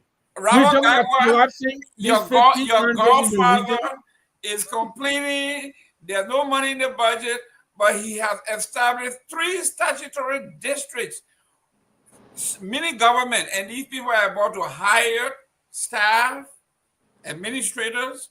I mean, you are talking about bloating because the private sector can't hire. There is no private sector, so Joseph Boakai got to create jobs. Your take on the new 3 districts in Lofa County? Good luck. Good luck to them. Good luck. Man, that's good luck to them, because I think yesterday I was asking who are Joseph Boakai's friends. I mean, we heard all this big talk from our friends, and I know my brother George Lobo is listening. You don't understand how many times we went back and forth about private sector investors. Where are they? What are they waiting for? Game started. No, I thought Moses doesn't care. They can stay. Isn't that what Molly said? Well, guess what? He doesn't care because his belly has been, he's good. And by the way, and I try to be very respectful to some of these people. These are people outside of government that struggle to afford meals 3 times a day. I know this for a fact. And so when these guys, have these jobs and they are not able to drive nice cars, because we know they wouldn't have been able to without it. They can afford rent to live in a nice place. They make all of these insensitive comments to the very people who entrusted them to change their lives. So for Mo Ali to say, well, I don't care, well, I don't blame Mo Ali. I blame those who elected him. I blame those who elected Joseph Boakai to have been able to afford him the opportunities that he has today. But good luck. I'm sick and tired of this whole no money nonsense, Mr. Nambwe. I've been hearing about every single thing that is of importance in Liberia. There's no money. Everything that means nothing to the livelihood of the people, one way or the other, they figure out where to find money. Where did they get the money from to purchase the vehicles, the new bulletproof Lexus for Joseph Boakai and the VP, when they could have used what George Weah and former Vice President Joe Howard Taylor just turned over to them? Those vehicles were purchased by taxpayer dollars. They are not even 3 years old. So where did they get the money from to purchase these vehicles? Where did they get the money from to negotiate yellow machines when the CDC government is now talking about the purchase of 40-something yellow machines that they could have used and used these funds in areas that are needed? So anytime there are anything that are important to the livelihood of the people, there's no money. They don't have money. So why are they creating all these new districts? How are they going to get them funded? I just saw a news recently about this whole legislative development projects where people were giving hundreds of thousands of dollars. When you go into these districts, they're still building what we call modern day palava huts that don't cost even $15,000. I read a very, very sad story the other day about a young lady who went to the hospital. I'm not sure if it was JFK, but she went to a hospital to see a doctor for what should have been a normal process for female. I think her name is James Etta. I will get her full name and I will share the story with you guys. Yeah, that's the same story we've been talking about. There you go. She had to go to Ghana, and after going through all of this nonsense, and she's been asking the doctors, "What did you do to me?" She's dead. Just a few weeks ago, she was asking and demanding answer because she knew she was dying. She had to go to Ghana. Joseph Boakai is an elderly man. Gilman, this is not politics. Joseph Boakai could be my father. I want to ensure that if Joseph Boakai had a health emergency, irrespective of my policy disagreements with him, he can go to any hospital in Liberia, whether or not he was president of the republic, and get health care. This is what this is about. It's not about the most influenced and the most powerful. No, because we can have all the money, Gilman. When our parents need the health care that they need in that moment, look at my brother Hamed, right? You would have been, God forbid, you would have been a dead man if you're in Liberia, my friend. Dead. You would have been dead. Ahmed, are you from Lofa? That you're staying here. Look at how good you're looking now. You should have saw the man a few weeks ago. Then you would have been dead. I don't care how much driver you have. I don't care what kind of car you got. I don't care how many cooks you have. I don't care how many fondue that you get. You will be done.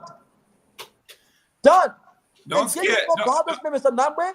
Our parents are moving back home. We want to go back home. I don't want to be a very old man before I go back home. I want to go back home and impact lives in Liberia. I want to open businesses in Liberia. But guess what?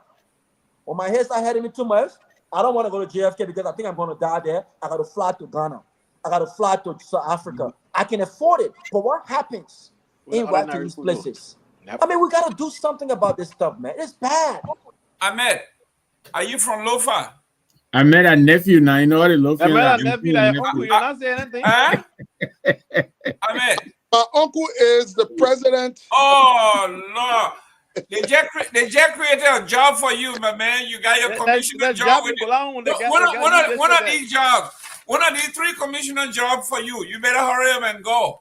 No, I would be very clear, and I would support what Mr. Namwe said earlier when we talk about this class action suit against Joseph Boakai. This is not a Joseph Boakai issue. It's more than Joseph Boakai. Administration have failed. Ellen Johnson Sirleaf currently, and you know what I realized? These people understand that Liberia is the best place to live after you are retired. Of course. Yeah. The kind of care Ellen Johnson Sirleaf receives right now in Monrovia, she will not receive it in any part of the world. Nope. Liberia is the place we want to go and live like kings and queens. It's expensive, but it's not as expensive as you would if you were in this country or in other places, right? So if you know that you got elderly folks, why are we not ensuring that we have the quality health care, not just for us when we need it, but for even people who can afford it? These regular, ordinary citizens who cannot afford, they should be able to at least go, if they're paying a little hard-earned money, they should have a place to go and sit while they wait for doctors. These nurses should be getting paid. But guess what? At the University of Liberia today, political science is the highest degree graduate. South Africa. Okay, what the other one? The accounting. Accounting. How many banks do we have in Liberia? I mean, this is bad. We don't even have a associate degree for tourism, for culinary arts. These are the places where jobs are being created. For technology. Our priorities are messed up, man. Our priorities are completely So you guys are talking about lawsuit. A perfect opportunity has availed itself, particularly to those of you from the TMC. You're not part of it? No, No, the man can't sue your uncle, man. What's wrong with you? no. Listen, Ahmed is so interesting. no, Mr. Nangwe set a very fine business. It would not be suing Joseph Boakai.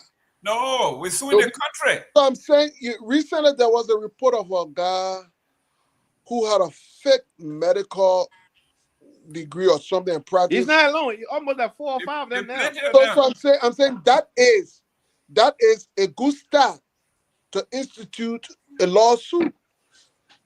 I think if you start those institutions that hire him, I think he worked with both JFK and then some other. We also watched for the current vice president. Okay, I understand he worked for his hospital. I don't know whether directly for him, but for the hospital he owned. I also worked with the hospital you own, my man. What do you expect? No, I just like to be a little clear on this thing, not to make it look like I'm trying to target him as a person. But I also know he worked with the Babalu medical. Yes. Something as well. I'm saying now, look at all of this. That has not even been one public hearing about that situation. No, I understand he worked for J.J. Dawson Hospital. One public hearing to at least allow the victims and their family to come forward to openly tell their tales. Yeah. To create it as an awareness, to launch an investigation on the credentials of all the doctors in the country.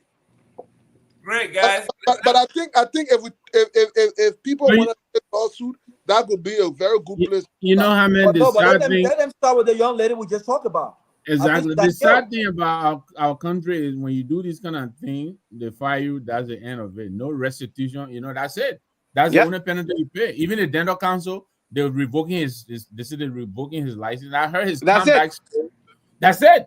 So, you know, but yeah, we need to find a way to seek compensation from such, you know, whether it's big corruption in government, you know, you don't just fire the person and then they walk away into the sunshine and live it up. Yes. In Florida, if you get called for impersonation or doctor, it's 7 years in prison. 7.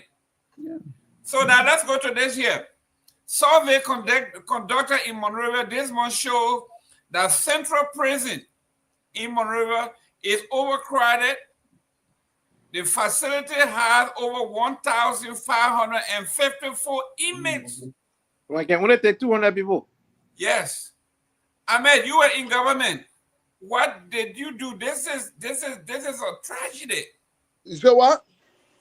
Say that again.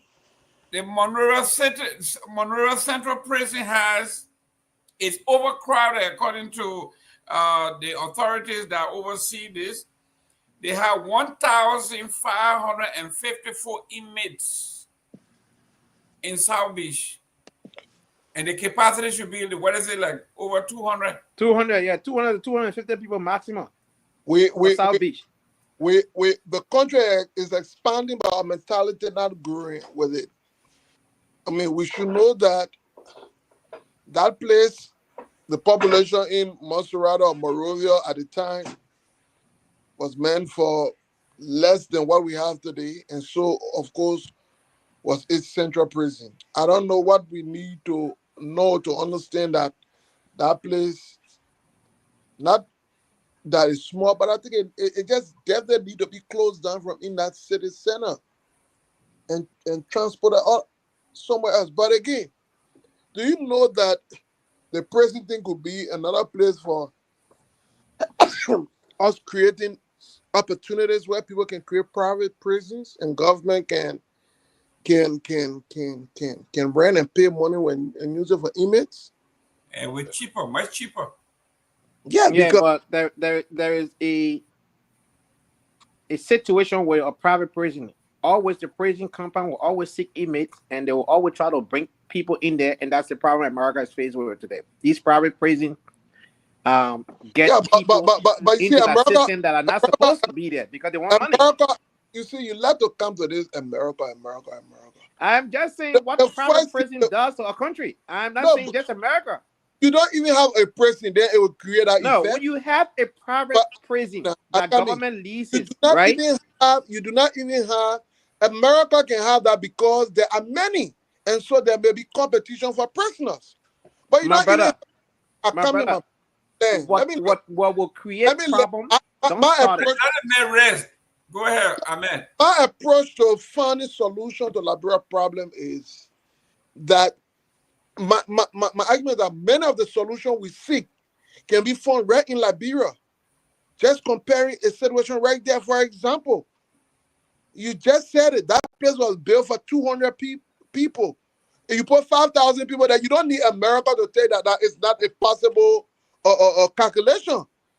So I don't always think that our solution is one that should always be mirrored with America, because if we did that, we'll be in that country for the next 200 years. We'll never be able to come close. That's why I referenced what was it like 3 years ago. What we had. Things are okay. I remember I didn't go to public school, but I remember back then public school students. You hear with this guy insulting us that went to public school? No, it's not, but I'm saying. Yeah. Robert Garguah, this guy is so... No, I didn't go to public. I didn't go to public. Nephew is so insensitive. Wait, no, I beg you, bro. I want you to explain that. What do you mean by that? Let me explain that. No. I'm from. Ahmed is an elite. No, that's not elite. He came to America. He went to see the man. Came to America. He went to St. Joseph. He didn't go. I went to the University of New Jersey. I went to Rutgers. This guy went to St. Joseph. So that's not that man from Lofa. No. I'm from a very modest background. My mom was. My mom was just determined to ensure that education was one of the best she could give, and so she sacrificed everything. So it wasn't about being from any elitist background. We are. Come on. But let me continue, please. The point I was trying to make. You're the president's nephew now. Yeah, president's nephew. But I mean, the CDC best finance minister ever in the whole world. You want to 1847. That's exactly the point I was trying to make. That even public schools were just as competitive and good as private school back in the day. That one at you. Back in the day. It's a propaganda. They try to spin. You see how he pivot? He's a very good pivoter. Mr. Nangwe, the point I was trying to make is that sometimes we can look within. We do not need to look without to solve the problem. I'm saying today, for example, if we look at our school system, we want to call it deplorable. But there was a time the school system was competitive. Even in public schools, I still remember at public schools the children were getting 3 or 4 times. They were getting some meal a day, either in the morning or in the evening. They were getting uniforms. It was better. You could a CDB King student or Aaron student could be compared even better. Other students. The point I'm trying to make and emphasize is that we must solve our problem by looking within. It happened before. The blueprints are there. Why is it now we have deviated completely? And if we think to solve the problem is only looking at the example of America, the point I'm making emphasize is that, my brother, we're not going to do it because the American people didn't get to where they are yet by instantly. They intentionally solved the country problem and took them where they are today. We can't get there by that. We must look within, go to where we were, and pick up from there. That's the point I was trying to make. And when it got to my uncle, I wrote an article on and said today, my uncle. His presidency is in decline. I saw that article. And I highlighted many reasons why. And I said, Bouaga's failure today, then any president will be the most dangerous one. Because you know why? He came to the presidency on the backdrop that this man, unlike any other president in recent memory, was the most experienced, having had the minimum of 12 years as vice president. Believed also to be a man of impeccable integrity. Jesus. So if Bouaga fails, as it is happening now, it has the potential that people will lose faith in government. No, I agree with you. And his experience. You didn't say anything about the $10 million mansion being built in 4 years. You didn't even touch it. Let me say this real quick. This is what happens when we, this is what happens. This is the reason why that we're not mad at our friends that have gathered at the class reloaded. The class reloaded.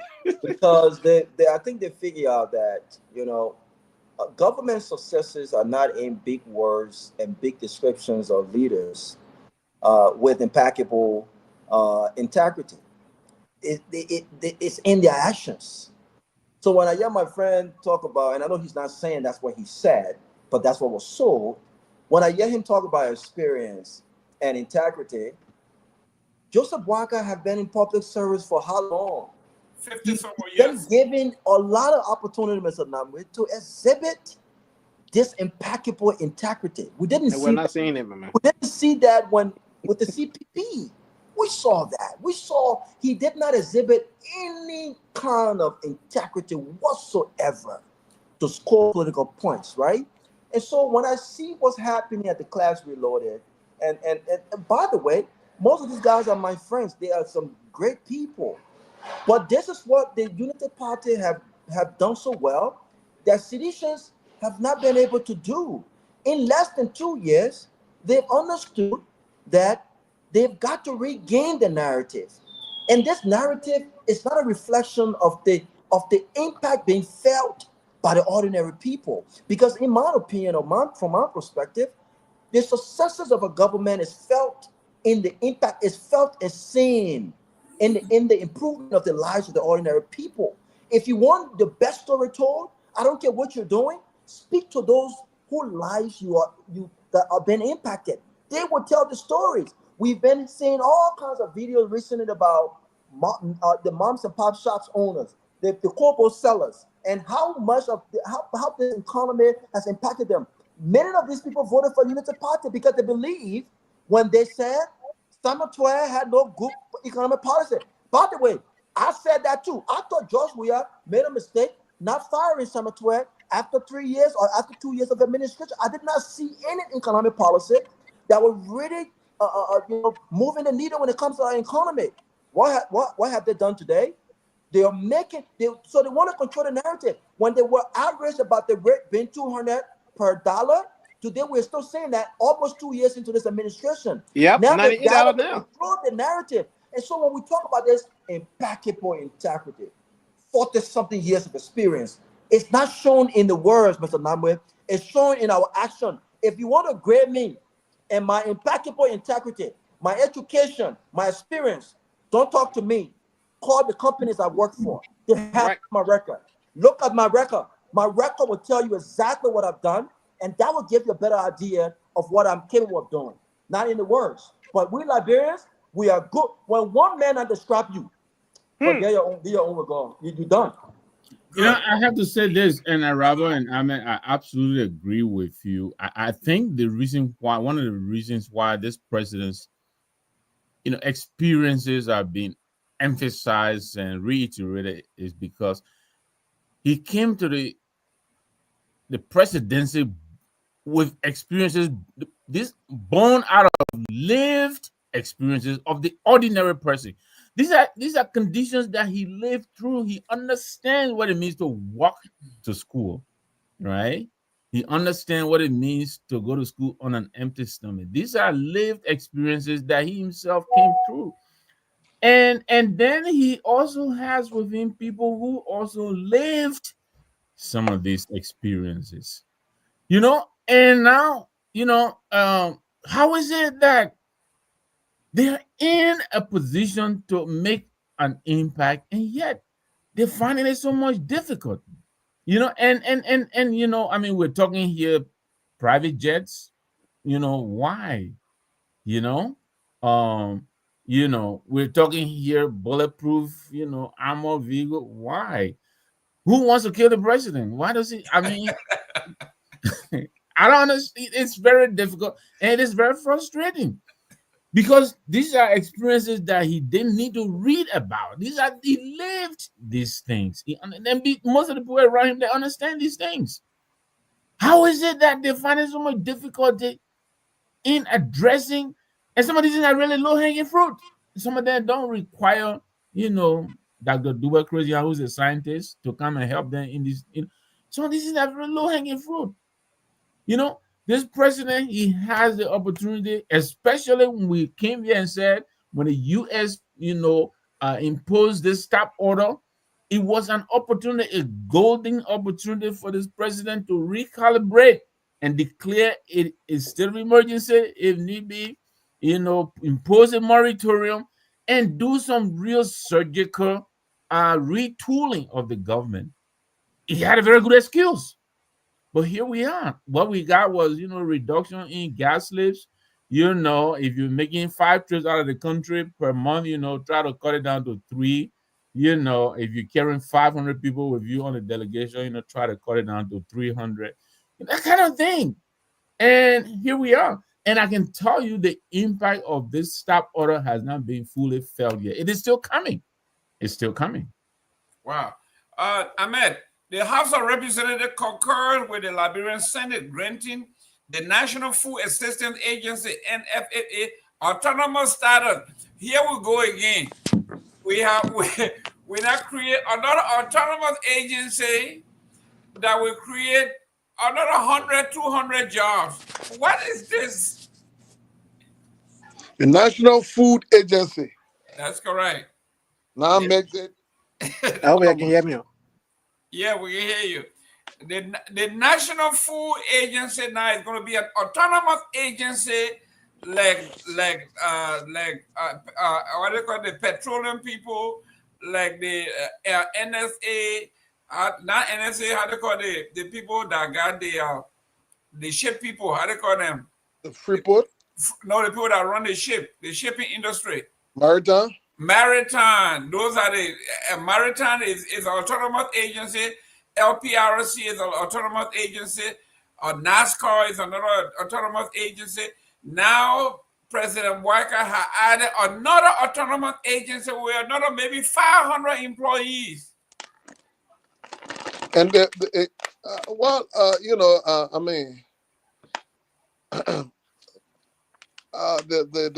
even you lack of words. I mean, this didn't make. I mean, can you imagine? Because the wage bill. Political consequences.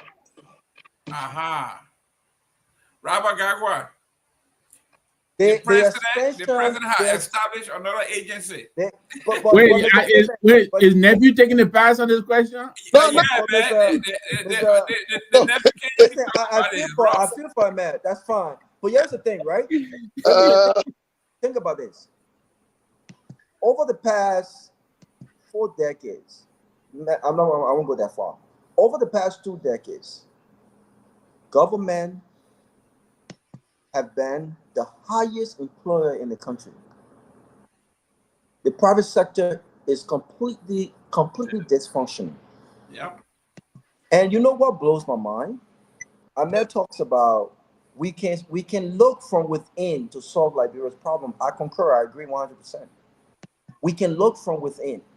The problem is, even when we do look from within, we are not looking from within for the best of the very best. We are looking from within to satisfy political rewards. And in doing so, you don't always get the very best of the best. Why do we continue to expand government? Mr. Namwe, Mr. Gay Man, why would a smart leader in this 21st century, why would this leader continue to expand? Why do you think that the best reward that you can give political supporters is the expansion of government? More government, more government, more government. But you do not have the money to pay these people. And even if you are paying them, you're paying them little or nothing. What you are paying them cannot afford their livelihood because the cost of living, we just talked about it, it's not what it was 4, 5, 6, 20, 15 years ago. It's very expensive to live in Liberia. Very expensive to live in Liberia. Very, very. And if you want to know how expensive it is, all of us here are very fortunate people. We thank God. If you want to live the kind of lifestyle that you are used to living in this country, go to Liberia. It's still cheap compared to what you might have in America, but it's mad expensive. So why is it that we have not come together as a country? We have the so-called best economists in Liberia. Some of them went to the best schools abroad. Why have we not been able to figure out the expansion of the private sector, open markets, competition? Why have we not done that? Why have we not done that? And you know how we can start? We've been talking it from God knows what. We can start through tourism. We can start right through tourism. Need to big government, but you don't have the money to pay. This is craziness, man. This is craziness. I'm gonna call your friends Mo Ali DeLong. Let them continue. Oh, that Rabo friend? I didn't know that. No, your friend Rabo? Oh wow, okay. Rabo is friend to all the political parties. Victor. Anthony's in the back, Jerome. Oh, okay. Guys, bring Anthony on. Victor, we are talking about if you can't create job in the private sector, in the private sector, Mo Ali said, no investor, let them keep their job, let them stay away. So in order to bring on those other parties in, just create another agency that, this is an autonomous agency that will hire maybe another 200-300 folks. Correct. That's how you expand. That's how you create jobs. Everybody works for the government. Absolutely. No, hold on for a second. I won't let them unpack. But now, please allow me 1 minute. Go ahead, Robert. Yeah, I met you. Say I know who now. No, I'm saying at this point, Tosa Buaka, and I'm calling your friend. No, you say Mo Ali, but friend Mo Ali, DeLong, your friend that they. No, Mo Ali. Let me set the record straight. We're on national radio. My friend, Mo Ali is not my friend. Mr. Namwe. Wait, are you saying not your friend anymore? He was never your friend. No, he was never my friend. I met Mo Ali once, and the introduction was done by a friend, Moba, Youngbo, at entertainment place where they were both swimming and eating dry rice and fried fish. It was the only time I've met Mo Ali. It was the only time I had a conversation with him. Now, I do have friends that are close to Mo Ali, that are close friends to Mo Ali. Mo Ali is not my friends. Yeah, but in any case, the point I was trying to make is that you could be an asset when it comes to our. I think they have the tourism bureau now. They have made they created too as another agency. I think you could contribute immensely in terms from a consultant. If I get the call, I won't have conversation. I'm willing always. I'm not willing to move back to Liberia right now because I'm not willing. The government cannot afford me. I'm not willing to accept huge pay cuts, and I'm never going to steal, right? So I am willing to consult, and that's easy work. So if I were to get a call from the president to talk about tourism and how we get started, I have the blueprint. I have the practical blueprint with regards how we get started, and why you give that blueprint to your friend Sekou Kalasco at the time, CDC? But I never got a call. Wait a minute, another friend Rabo guy in the government. I never got the call. Even the former president dropped the ball on this one. I know he's listening. I never got the call, but whenever that call comes to talk about tourism, I'm willing to fly to Liberia, sit with the president, and we can have serious conversations surrounding tourism and how we get started. I have practical ideas. We talk about introducing right now, Mr. Namwe, we can introduce the tip service across the country right now that will take away this whole $150 from companies and hotels that are paying service and bartender. I'm telling you, these companies will save money right now, right? You introduce the mandatory tip service right now. Every check that comes through, there's a 15% gratuity on each check that will enable servers, bartenders, and all these folks to make more than $150 that they're making right now, and this will boost the economy. We can do that right now with a simple system. So once the call comes through, gay man, I'm willing to have a conversation. But this conversation will not be free. They will have to buy my plane ticket. They will have to accommodate me, and they will have to pay me some money. Off budget spending. Well, we don't want nothing off budget. Garguah. But I just want to ask one question, one simple question. And there's my question to you, sir, and also Mr. Nangbe. I think many times we reference the boom in tourism in places like Ghana and other places. I've always said it's because they have been able to create a middle class. Because, for example, when I go to Ghana in the Marriott Hotel, courtesy of Robert, when I'm in the Marriott, I don't see a lot of. Oh, so I know where to go now for my discount. No. Let me continue, please. I just try to appreciate the brother anyway. Not trying to sell him out there. But the point I'm trying to make is that when I go there, and in other hotels too that I sometimes stay in Ghana, other parts of I'm talking about West Africa. You don't see foreign nationals. You see Ghanaians, they are the ones driving it. And they live from their homes. It's not like they're coming from abroad. The man perhaps he living in Takrady or he living in Accra and he come there. It's because there is a middle class. He has the financial capacity to afford, quote unquote, in an African sense, that luxury to bring his kids to the pool to spend a weekend getaway. In Liberia, if you went to most of the hotels, the large occupants there will usually be foreign guests. Suddenly, you see ordinary Liberians in there, even people who, and then the culture, people who, even private citizens, except maybe one minister who is married there. So I'm saying, how can that tourism setup boom when there isn't any middle class to fuel it? Yeah, To but go the little extra mile.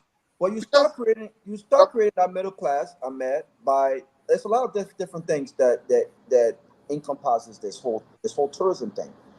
The board of authority will sit in a meeting and the president will say, how do we create that middle class, for instance? And here are my recommendations to the president. Number one, we need to, and I said this when Bob Johnson was building that RIJ. At the time, it was the only so-called big hotel in Liberia. That was a great investment. That was a place to start because that spot was very historical. Just give me 2 minutes, Mr. Gibman. And one of the questions that I asked is, yes, we have this beautiful hotel that's been established, but as an investor in Bob Roberts Johnson, he's looking at, do we have the folks in Liberia with the experience and the credentials to work this job, the opportunities that I'm opening right now. I'm talking about from the top level, the exec, all the way to interim level. Do we have the experience for a general manager? Do we have the experience for a director of operations? Do we have the experience for F&B directors? Do you have all of these things as an investor? After spending all the, I have to ensure that the people in this country have that.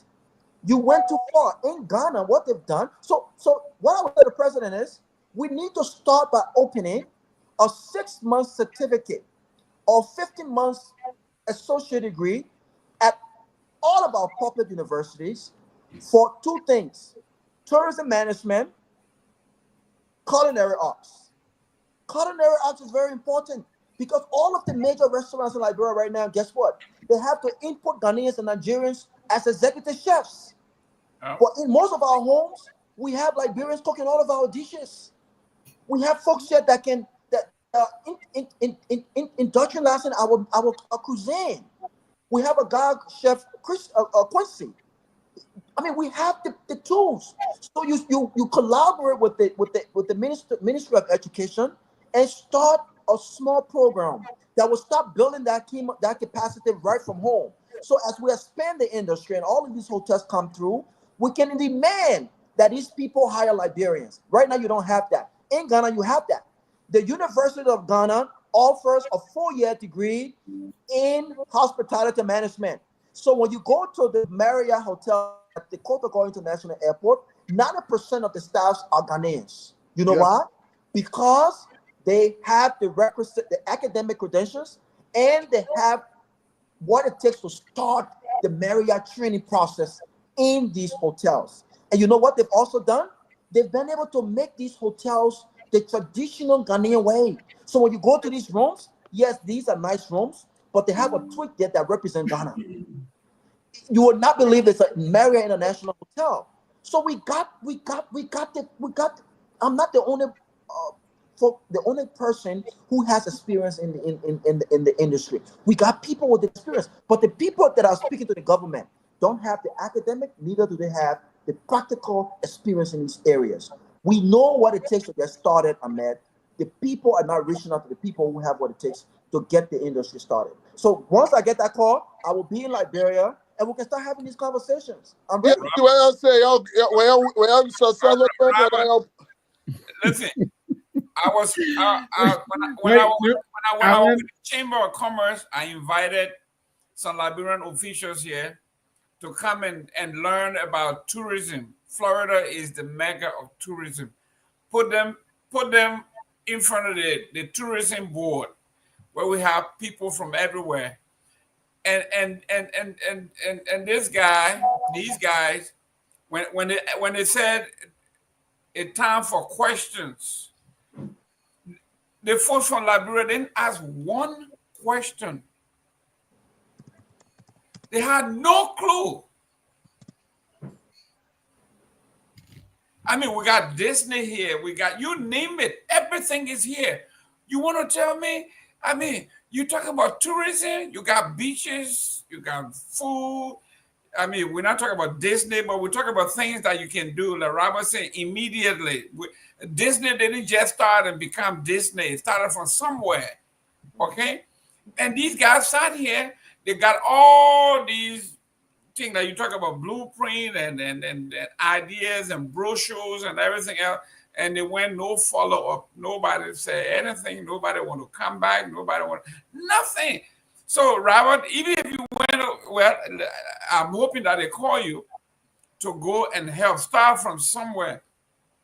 Robert Johnson that you're talking about, I was at a dinner when you were trying to sell the hotel, and exactly what you were talking about, because he was losing money. Of course. But I think Robert Johnson then they calculated. At the time he built the hotel, he knew in his forecasting that there were an influx of foreign nationals. Of course. At the time. Yeah, at the time. So he calculated well, and he collected the cash out because at that time, of course, you have about 3, 4, 5 different airlines coming. He had contract with most of the airlines that he will host their staff as they come off. That's one aspect of it. Then you have the different NGOs and stuff that were there, and they thought that place provided the security and all of that. But he lost some money too, because it would have been cheaper. It would have been cheaper had he been able to hire, for instance, F&B manager, housekeeping manager, all the different department in Liberia. If you were paying someone who never made $15,000, $20,000 a year, $40,000, as opposed to paying someone who you brought from South Africa to manage a property in Liberia, you pay them $75,000 to $80,000 in US dollars, and these guys were getting accommodations as well. So they were making a lot of money. There were only 2 Liberians who worked in upper management at rooms operations and F&B. Those folks were my friends. They have now relocated back to the US. Only 2 of them. And even with those 2 Liberians who were brought back from the States to that hotel, they were not getting equally paid as those who were brought from South Africa. You get what I'm saying? Right? So he made money, but he also he lost a lot of money, because they could have, if the folks were in Liberia, got the education there, got the experience, all you needed to do was to invest in training, onboarding. That's it. So we know what needs to get done, Mr. Gibman. And we're not asking for a lot. All we're asking for is, let's have a meet. Let's talk about things we can do right now, the small stuff we can do right now. And then gradually, we can get to the big stuff.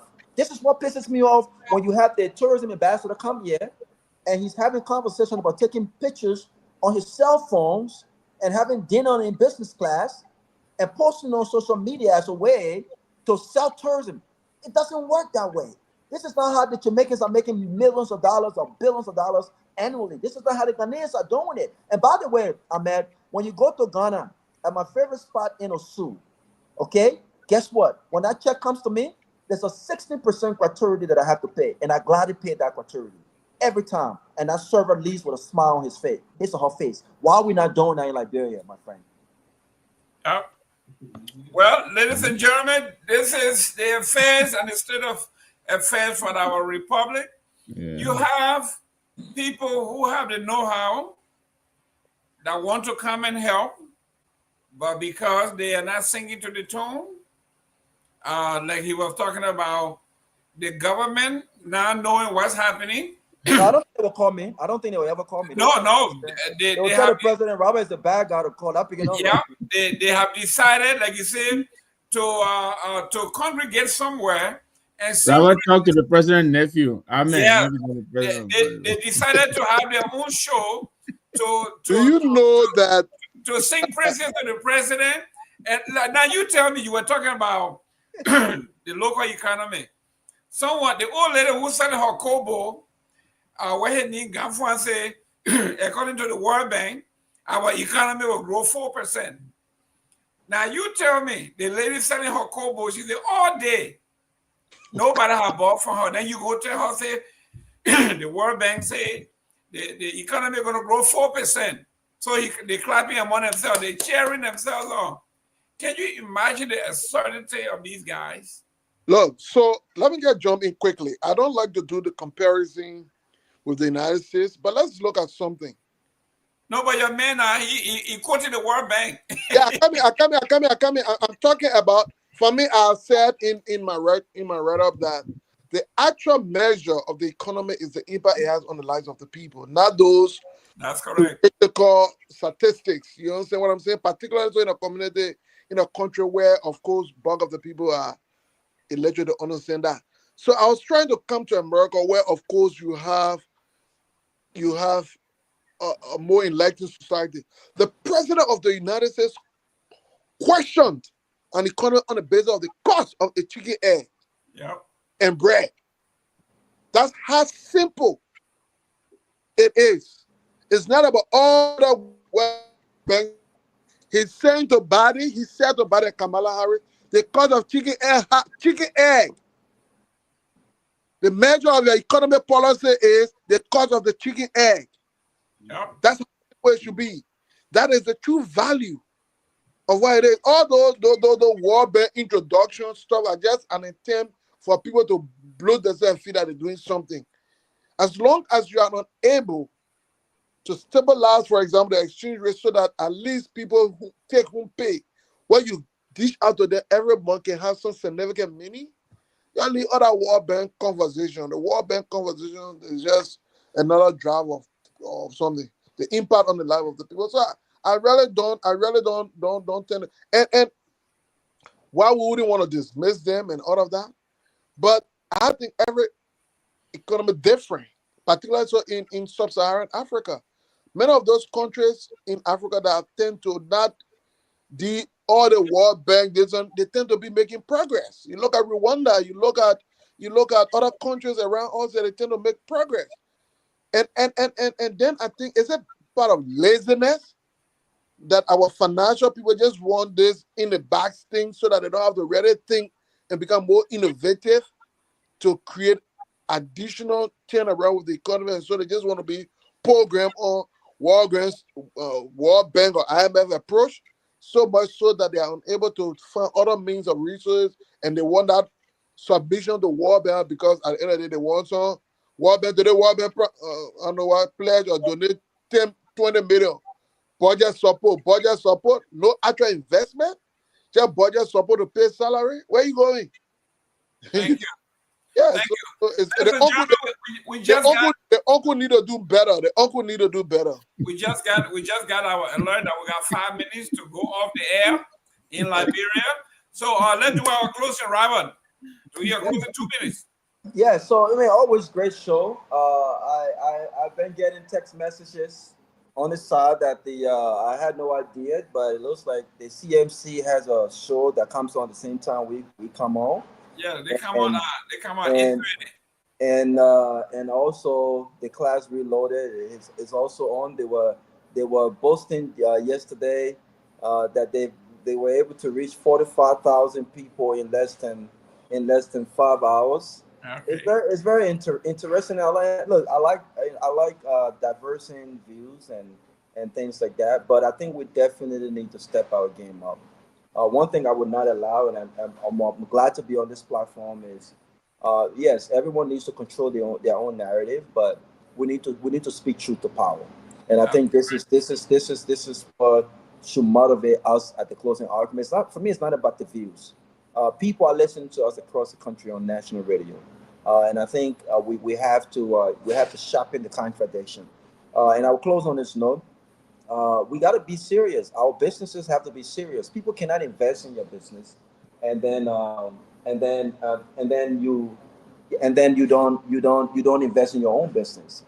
Someone sent me a video the other day, but these Galabas is one of the most booming Liberian businesses in Liberia. Everyone goes there, but we're approaching businesses in town, and someone sent me a video of customers sitting in the flood in the flood, and you know that people love this place. People go to spend money at this place, and you mean to tell me they have not invested to ensure that they cover preventive rain from inconveniencing folks while they were spending money. So we're not serious. The government not serious. We're not serious. But you can't grow the economy. You can't grow the economy by expanding government and making government bigger. You grow the economy through private sector job growth and through competition, and that's what we need to focus on. But always a great show, always great to be on. Robert, and to just what you said, remember the closing argument is the government channel, and don't trust any number they give you unless you see it for yourself. And if the government make it mandatory that all government got 70,000 employees, okay? So that means half of the employees not even watching them, and we'll see how far that goes. Ahmed, your closing. Well, it's a great show. Look, it doesn't. I mean, sometimes people say, the last government did not effectively communicate what it did. But let me tell you, I mean, there is some truth in that. But the ultimate truth is, look, I will always say, is what the people feel, what the people think. You can own CNN at this point. You can own BBC at this point. The impact, the expectation of the people, as long as those expectations are being cut short, no amount of talking can make any sense. Even today, many people from the past government, if they came out to speak, people say, why can you say you lack the moral rectitude to say? They talk about people in a present establishment that you control bread and butter issue, and those bread and butter issues are not coming, and you say you will open a propaganda machine. As those say, you may use propaganda to win, but you cannot use that to govern. It's impossible. But that's what they're doing, man. They're doing it's not look, it's not going to succeed. We may call our society, we may call our people gullible, and sometimes we may think they are not conscious, but that's not true. With the widespread of social media and people now understanding what it is, Liberia moving, going to China, bringing goods and there, they understand what they want. The motorbike, the cyclists know what they want. So it is with the students as well as the parents. So, my brother, I mean, not what you and I say on this show or what anybody else say on whatever show is what they see every day. With the years right now claiming around 205, tell me, go and explain, justify that to a person who, though he changed $5 you and get $250, but he cannot afford to buy a bread and butter out of that money when he knew that 6 months ago, 1 year ago, he could do it. You can't retrocede that, my brother. It's impossible. That's impossible. So it was a great show. Look forward to being here tomorrow again. Nice to always be in the company of the great Nangbe as well as you, one of the effective moderators. How can they have that viewing more than the close again when you have the most effective moderator of all time? They stand no chance. Chance. Then you have Brother Nangbe, go ahead. Some are commented as paid viewers, but I'm not gonna go there. So, but you listen. Where the guy named Fangon? Fangon said, "Is it Stento? You remember me and you used to go to that lady? We used to go pay for the view. So exactly. Yeah, go ahead." But listen, great show. I listen to. Sometimes I just listen to you guys talk, and I listen to Robert. I listen to Ahmed too, but I listen to Robert especially on the tourism thing. We need to uncomplicate government. These things may seem very, very simple and stupid, but they make a lot of sense. You have a young man sitting here, he's active in the tourism and hospitality business. there's nothing wrong with reaching out to him and say, you know, what are your thoughts on this? We know that Jerry Rawlings very intentionally he sought the Ghanaian diaspora, the Ghanaians in the diaspora. He tried the first time, it didn't work out. He tried again until he was able to hook into them. So, you know, Rawa is talking about Ghana, and my son and I, my wife, we go through Nigeria and Ghana sometimes when we go to Africa. In the region, I think Liberia is the most expensive country for far less the service you get in other parts. That's because, you know, I think we're not doing many things right. You know, when we go to Ghana, where we are, the guy whose house ordinary guy, but he has a 3-story elevator take you upstairs. He got a loan from the government. You know, what is wrong with the government saying, okay, you know, you guys, Robert and whoever, come and sit down here with us, give us some thoughts on this thing. You know, we're gonna take $3, $4, $5 million and put it down, and you know, and try to help our people here. There are a lot of little things that could be done here, you know, and I know the guys in government are smart, you know, but sometimes they really need to uncomplicate these things. Sometimes the solutions don't have to be that complicated, you know. But you know, there's a lot of money to be made from tourism. We have almost 6-7 months of sunshine, you know. We don't need heat bill, but we run the AC. So we have a lot of head start on most of these countries in the West that are making so much money out of tourism. You know, I mean, I went to Robertsville, you know, that lake piece of, I mean, serene, you stretch and stretch and stretch and stretch of beautiful, quiet water, you know, lakeside. The lake stretches for miles. Very, very beautiful tourist attraction.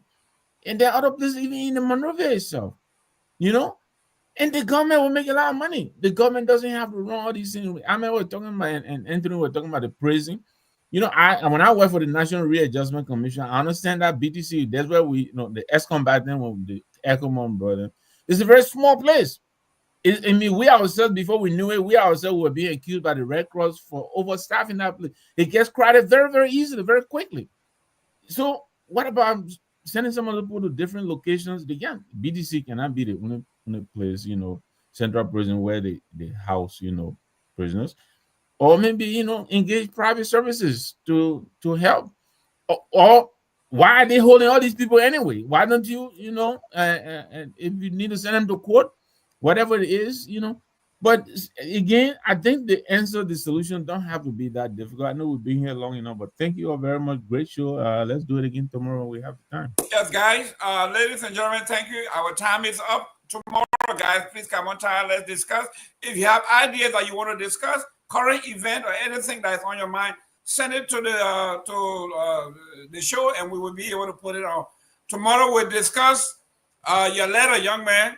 I love that article. I didn't read it all through, but I'm going to read it and we'll discuss. The letter from nephew to uncle? Yeah. I will go look for it. Thank you very much, guys. Thank you. We'll see you tomorrow. Good night. Bye. All right, good night, guys.